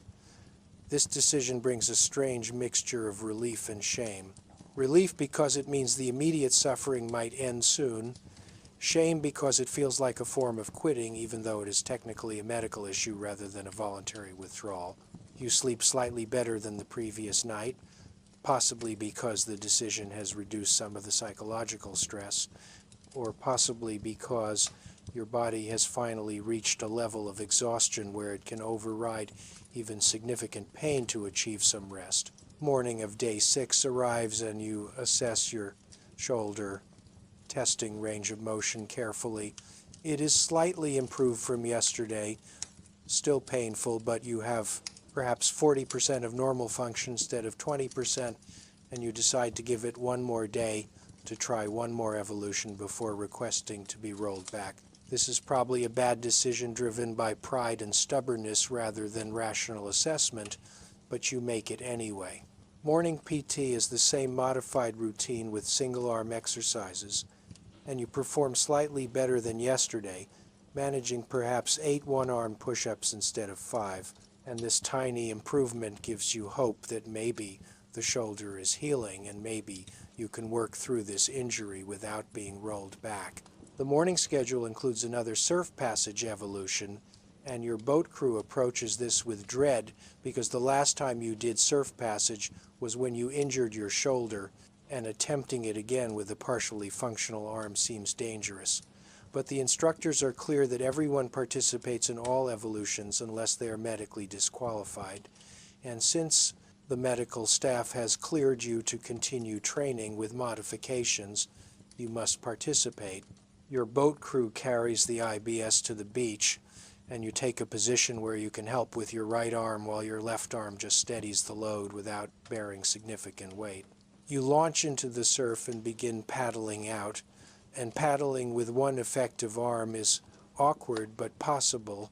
You use your right arm normally and your left arm just dips into the water periodically to provide some minor forward thrust. Your crew makes it through the surf zone successfully on the first attempt, which is a significant improvement from previous efforts, perhaps because everyone has learned the timing and technique better, or perhaps because you are all so exhausted that you are rowing with mechanical precision rather than fighting against each other. You turn around and surf back in, riding a wave through the impact zone, and your boat stays upright and you land on the beach successfully, and this small victory feels disproportionately good given all the recent failures. The instructors are pleased with this performance and actually give your boat crew a brief word of praise, which is exceedingly rare, and you feel a moment of redemption, a sense that maybe you are not completely useless despite your injury. The midday schedule includes more classroom instruction and then a 4-mile soft sand run. And running does not require use of your shoulder, so you can participate at full capacity for the first time in 2 days. You run with your boat crew and you keep pace and you do not hold anyone back, and you can feel the team dynamic improving slightly, the resentment fading as people see that you are still trying, still pushing, still contributing where you can. Lunch is a more social meal than dinner was yesterday. Your boat crew members talking with you again, asking about your shoulder, offering encouragement, and you feel the bonds of shared suffering reasserting themselves.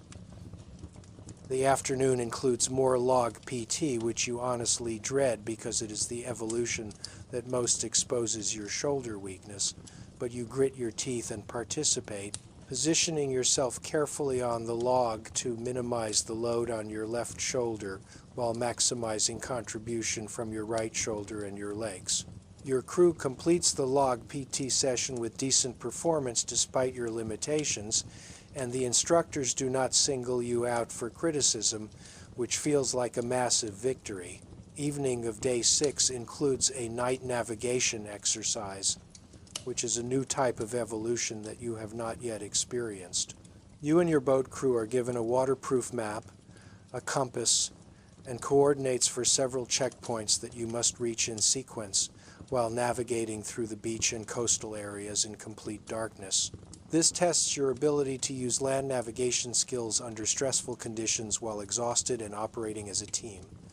The exercise begins at 8 p.m. after dinner, and the instructors make it clear that your boat crew must reach all 5 checkpoints and return to the starting point within 4 hours, or you will face additional punishment evolutions tomorrow. 4 hours might sound generous, but it is actually quite challenging, because navigating in darkness over sandy terrain while exhausted with marginal equipment is difficult and time-consuming. Your boat crew sets out with your designated navigator in front, and immediately you encounter problems. Because reading a map by red lens flashlight while walking through soft sand requires more cognitive function than most of your crew currently possesses. You argue about which direction to go for the first checkpoint, everyone offering opinions based on their interpretation of the terrain features on the map, and you waste 15 minutes on this disagreement before finally just picking a direction and committing to it. You walk through darkness, tripping over driftwood and stumbling in the uneven sand, and eventually you find a landmark that confirms you are going the right direction. First checkpoint reached after 45 minutes, which is slower than optimal but acceptable. Second checkpoint requires walking inland through some dunes and scrub brush, and in the darkness this becomes an obstacle course of thorny bushes and hidden holes in uneven ground. Your boat crew spreads out slightly to cover more area searching for the checkpoint marker, and you personally step into a concealed hole and twist your ankle, not severely but enough to add sharp pain to your already extensive catalog of injuries. You find the second checkpoint after another hour of searching, putting you at 1 hour 45 minutes, elapsed with 3 checkpoints remaining and only 2 hours 15 minutes left. The pace needs to increase. Third checkpoint is back on the beach several miles south, and your crew decides to run rather than walk to make up time. And running in soft sand and darkness with packs and equipment is brutal, but you maintain a shuffling jog for the mile distance to the approximate location of the checkpoint. You search the area systematically and find the marker after only 15 minutes, and you are now approaching 3 checkpoints, complete with 2 remaining and about 1 hour 45 minutes left, still within possible completion time. Fourth checkpoint requires navigating through a rocky tidal area where footing is treacherous, wet rocks covered in slippery algae hidden in darkness, and every step risks a fall or a twisted ankle. Your crew moves carefully through this section, and you make it to the 4th checkpoint without serious incident, though everyone has picked up new scrapes and bruises from slipping on rocks. 4 checkpoints down, 1 remaining, approximately 1 hour, 15 minutes left. The 5th and final checkpoint is the farthest from the starting point, requiring a 2-mile movement back along the beach, and you are now so exhausted that even walking feels difficult. Your crew maintains a steady pace, not quite jogging but not quite walking, something in between, and you navigate by the sound of the ocean on your left and try to estimate distance traveled. You think you have covered approximately the right distance, and you search the area, and you cannot find the checkpoint marker. You search for 10 minutes, 15 minutes, 20 minutes, and panic starts to set in because time is running out, and if you do not find this final checkpoint, you will fail the evolution. Your navigator rechecks the map coordinates and realizes he made an error in the initial calculation. You are actually about a quarter mile too far south. You run north along the beach, everyone racing now because you have maybe 20 minutes remaining, and you find the checkpoint marker with only 12 minutes left. Then you must return to the starting point, which is approximately 2 miles away, and you have 12 minutes to cover 2 miles, which requires running at about a 9-minute mile pace through soft sand while exhausted. Your crew runs with desperate determination, and you make it back to the starting point with 3 minutes to spare, everyone collapsing on the sand, gasping for air. The instructors note your completion time and give a brief nod of acknowledgement, which is the closest thing to praise you will receive. And then they tell you to get back to the compound and prepare for tomorrow, because wake up is still at 4 a.m. regardless of the fact that it is now almost 1 a.m. and you will get maybe 3 hours of sleep if you are efficient with your evening routine. You walk back to the compound with your boat crew, everyone too exhausted to talk, and you perform the absolute minimum equipment maintenance necessary, and you fall into your bunk at approximately 1:30 a.m. Your alarm goes off at 4 a.m., giving you 2.5 hours of sleep, and you are now operating on a sleep debt that is catastrophic by any medical standard. You have averaged perhaps 4 hours of actual quality sleep per night over 6 nights, meaning you have a cumulative deficit of approximately 24 hours of sleep. And the cognitive and physical impairments from this level of sleep deprivation are severe. Studies show that 18 hours of wakefulness produces impairment equivalent to a blood alcohol content of 0.05%, and 24 hours of wakefulness produces impairment equivalent to 0.1%, legally drunk, and you are far beyond this point with your cumulative sleep debt. Your coordination is compromised, your reaction time is slowed, your judgment is impaired, your memory is unreliable, your emotional regulation is fragile, and your immune system is suppressed, making you more vulnerable to the infections that are already developing in your hands and feet. But you get up anyway because the alternative is quitting, and you dress and you go to formation and you begin day 7. Morning PT is routine suffering at this point, nothing new or surprising, just the same physical punishment you have experienced every morning for a week. After PT and surf torture, you are introduced to a new evolution called drown proofing, which is perhaps the most psychologically challenging water evolution in all of SEAL training. You are taken to the pool and your hands are tied behind your back with rope. Your feet are tied together at the ankles, and you are pushed into the deep end of the pool where you must demonstrate a series of skills while bound hand and foot, including bobbing up and down from the bottom to the surface to breathe, floating for 5 minutes without touching the bottom or the walls, swimming the length of the pool, doing forward and backward somersaults underwater, and retrieving an object from the bottom of the pool with your teeth. All of this while tied up and unable to use your arms or legs independently. The purpose is to simulate being captured behind enemy lines and thrown into water while restrained, and to test whether you can maintain calm and function effectively even in circumstances where most people would panic and drown. You are pushed into the water and you sink immediately because you cannot swim or tread water with your limbs tied. You hit the bottom at 12 feet depth and you push off with your bound feet, propelling yourself back to the surface where you take a breath, and then you sink back down and repeat the process. This is called bobbing, and the technique is to use your bound legs to push off the bottom and use the buoyancy of your lungs when full of air to help you rise to the surface. It sounds simple, but it is terrifying, because every time you are underwater you cannot be certain you will make it back to the surface before running out of air. Your brain is screaming at you to use your hands to help you swim up, but your hands are tied behind your back and inaccessible. You bob up and down, perhaps 20 times, establishing a rhythm. Push up, break surface. Take breath, sink down. Hit bottom, push up, repeat. Then you must demonstrate floating for 5 minutes, and floating while tied up requires arching your back to keep your face above water and doing a gentle flutter kick with your bound together legs.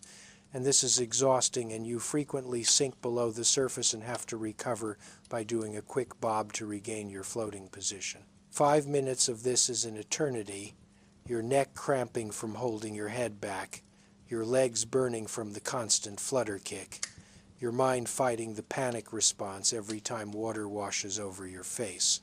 After the 5-minute float, you must demonstrate swimming the length of the pool with your hands tied behind your back and your feet tied together. And this requires a dolphin kick motion where you undulate your entire body to generate forward propulsion. And this is extraordinarily difficult and inefficient, and you make it perhaps halfway across the pool before you sink and have to bob back to the surface to breathe and then continue. You eventually reach the far end after multiple breathing breaks, and then you must do forward and backward somersaults underwater, which requires precise body control and spatial awareness. And when you are tied up and disoriented and oxygen deprived, this becomes a genuine challenge to not panic. You complete the somersault sloppily but adequately, and then comes the final task, which is to retrieve an object from the bottom of the pool using only your teeth. The instructors throw a dive mask to the bottom at the deepest part, and you must descend 12 feet, pick up the mask with your teeth, and return to the surface without dropping it. You take several deep breaths to saturate your blood with oxygen, and then you dive down using your bound legs to propel yourself to the bottom. And you locate the mask and you try to grab it with your teeth, but your jaw and neck are already fatigued from the floating exercise, and you cannot get a secure grip. You have to surface to breathe, and you try again, and this time you manage to bite down on the mask strap, and you kick back to the surface with the mask clenched in your teeth, and you complete the evolution successfully. You are pulled from the pool and your hands and feet are untied, and the sudden return of circulation to your extremities is painful, tingling, and burning sensations as blood flows back into compressed tissue. Several candidates in other boat crews fail the drown-proofing evolution, either by panicking and having to be rescued by safety divers, or by being unable to complete the required skills within the allotted attempts, and these failures will require them to repeat the evolution on another day, adding more stress and more opportunities for failure to their training. You sit on the pool deck, wringing water out of your uniform and catching your breath, and you realize that you just voluntarily allowed people to tie you up and throw you into deep water, and you survived it and even completed the required tasks. And this represents a level of trust in yourself and acceptance of extreme discomfort that you would not have thought possible a week ago. The midday schedule includes lunch, which you desperately need after the calorie burn from drown-proofing, and then more classroom instruction on maritime operations, and then another surf session because apparently you have not been cold enough today. The surf session is routine at this point, 15 minutes of sitting neck deep in the Pacific while waves crash over you and your body temperature drops, and your thinking becomes confused and your muscles shake with violent shivers. You stumble out of the water and are immediately ordered to do beach sprints, running 100 yards up the beach and back, 10 repetitions, and running when you are hypothermic and exhausted is a surreal experience where your body feels disconnected and your legs do not respond properly to commands. But you complete the sprints through sheer habit and conditioning at this point. Your body has learned to just keep moving regardless of how it feels. The afternoon continues with an obstacle course run that your boat crew completes with mediocre but acceptable performance, and then log PT, which is the same shoulder-destroying suffering it has been all week. And then finally at 6 p.m. you are released for dinner preparation. Dinner is quiet, everyone too tired to talk much, everyone mechanically eating and drinking, refueling for one more evening of evolutions before sleep. The evening schedule includes a long briefing about Hell Week, which is coming up in week 4, and the instructors explain in detail what Hell Week entails 5.5 days of continuous training with almost no sleep. Just occasional 15 to 30-minute rest periods, non-stop evolutions of increasing difficulty, total sleep over the entire week, typically adding up to maybe 3 or 4 hours.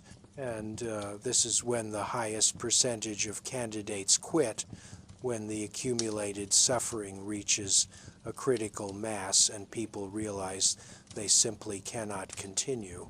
The briefing is intended to prepare you mentally for what is coming, but the effect is mostly to create intense anxiety and dread, because if this past week has been so difficult, and Hell Week is supposedly several times worse, how could anyone possibly survive it? After the Hell Week briefing, you are given your evening personal time, and tonight you make a decision to actually go to medical and have your infected hands and feet properly treated, because the infections have clearly worsened to the point where they are affecting your performance. And if you are going to attempt Hell Week in 3 weeks, you need to get the infections under control now before they become severe enough to disqualify you medically.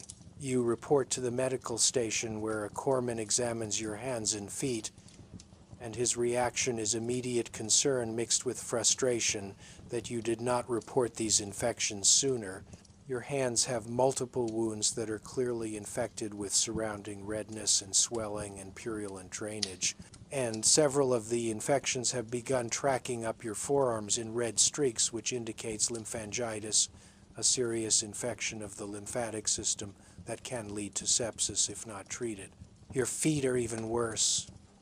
Multiple toes, showing advanced infection with one toe in particular so swollen and discolored that the corpsman is concerned about possible osteomyelitis, which is bone infection, a very serious condition requiring aggressive antibiotic treatment and possibly surgical intervention.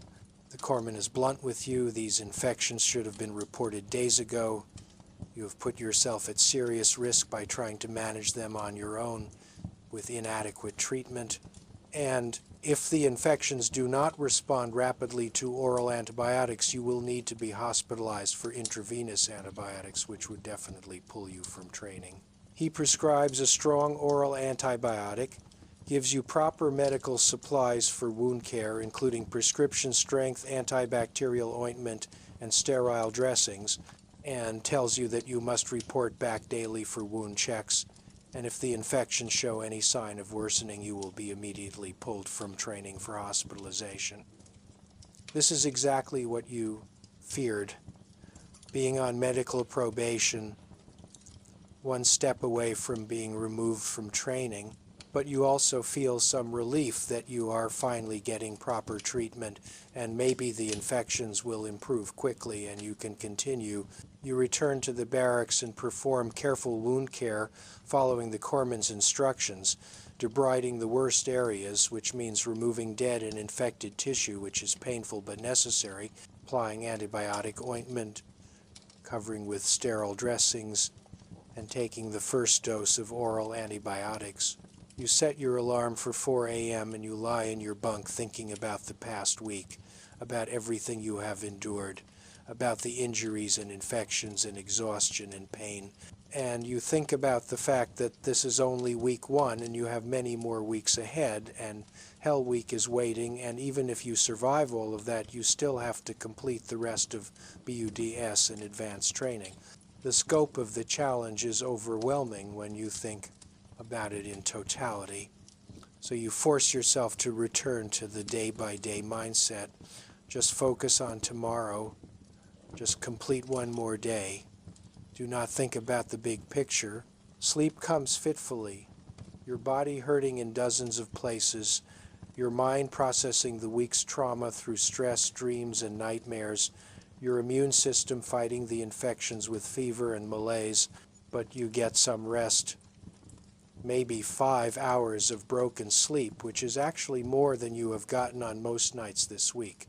Morning of day 8, which is the beginning of week 2, arrives with the same routine wake-up, and you force yourself through the process of getting dressed, which is complicated now by the bandages on your hands and feet, requiring careful protection. You make it to formation on time, and you line up with your boat crew, and you notice that your class has shrunk again overnight. 2 more candidates gone, either quit or medically dropped. The instructors announce that week 2 will introduce new evolutions, including longer ocean swims and more complex diving operations and increased running mileage, ramping up the difficulty as your bodies become more adapted to the baseline stress levels of week 1. Morning PT begins, and you push through it with your bandaged hands and feet, the injuries adding new dimensions to the suffering but not stopping you from continuing. After PT comes the inevitable surf torture, and as you walk into the cold Pacific Ocean with your boat crew for what must be the 40th or 50th time in 8 days, you realize something has shifted internally. You are no longer shocked or surprised by the cold. You are no longer hoping that maybe this session will be easier. You have accepted that this is just what you do now. You sit in freezing water and you shiver and you endure, and then you get out and you move to the next evolution. This acceptance is not defeat. It is actually a form of adaptation, a psychological recalibration where suffering has become the new baseline normal rather than an acute crisis. So would you survive a day as a Navy SEAL trainee? The answer, if we are being honest, is almost certainly no. Not a complete day, not the full 24 hours from 4 a.m. wake up through 19 hours of continuous evolutions through evening activities and equipment maintenance until lights out at 9 or 10 p.m. Most people would quit or be medically disqualified within the first few hours during that initial surf torture session when the cold becomes unbearable, or during the first log PT when their muscles fail and they realize that pleading or explaining or negotiating will not reduce the suffering. Some people would make it further, perhaps through the morning evolutions and into the afternoon before the cumulative exhaustion and pain became too much. A very small percentage, perhaps 5 to 10%, would make it through the entire first day, and of those, most would not make it through the first week, and of those who make it through the first week, most would not make it through Hell Week. And this filtering process continues throughout the 6 months of BUD-S until only 20 to 30% of the original class graduates, and that 20 to 30% are not necessarily the strongest or the fastest or the most athletic people, though physical capability certainly helps. They are the people who can disassociate from their suffering, who can accept pain as baseline reality, who can continue to function when their bodies are screaming at them to stop, who can endure humiliation and failure and criticism without taking it personally, who can subordinate their individual comfort to team requirements, who can operate effectively on minimal sleep and inadequate calories and chronic pain, and who can do all of this day after day after day without losing sight of why they volunteered in the first place. SEAL training is not designed to be fair or reasonable or safe within normal parameters. It is designed to identify and develop people who can function in the most extreme conditions imaginable, who can conduct military operations in environments that would incapacitate normal humans, who can maintain tactical effectiveness while cold and wet and exhausted and injured and operating behind enemy lines with no support and no prospect of rescue if things go wrong. The civilian world has no equivalent to this level of sustained stress, which is why SEAL training has such high attrition rates, because the training is not preparing people for difficult jobs. It is preparing people for impossible jobs, for missions where failure means death, and success requires performing at peak levels under the worst possible conditions. You, reading this, probably have useful skills and admirable qualities and legitimate toughness in various domains of your life. But unless you have specifically trained for years to develop the physical conditioning and mental resilience required for SEAL training, you would not survive even the first day, not completely, not without quitting or being pulled for medical reasons. This is not a judgment of your worth or capability in general life contexts.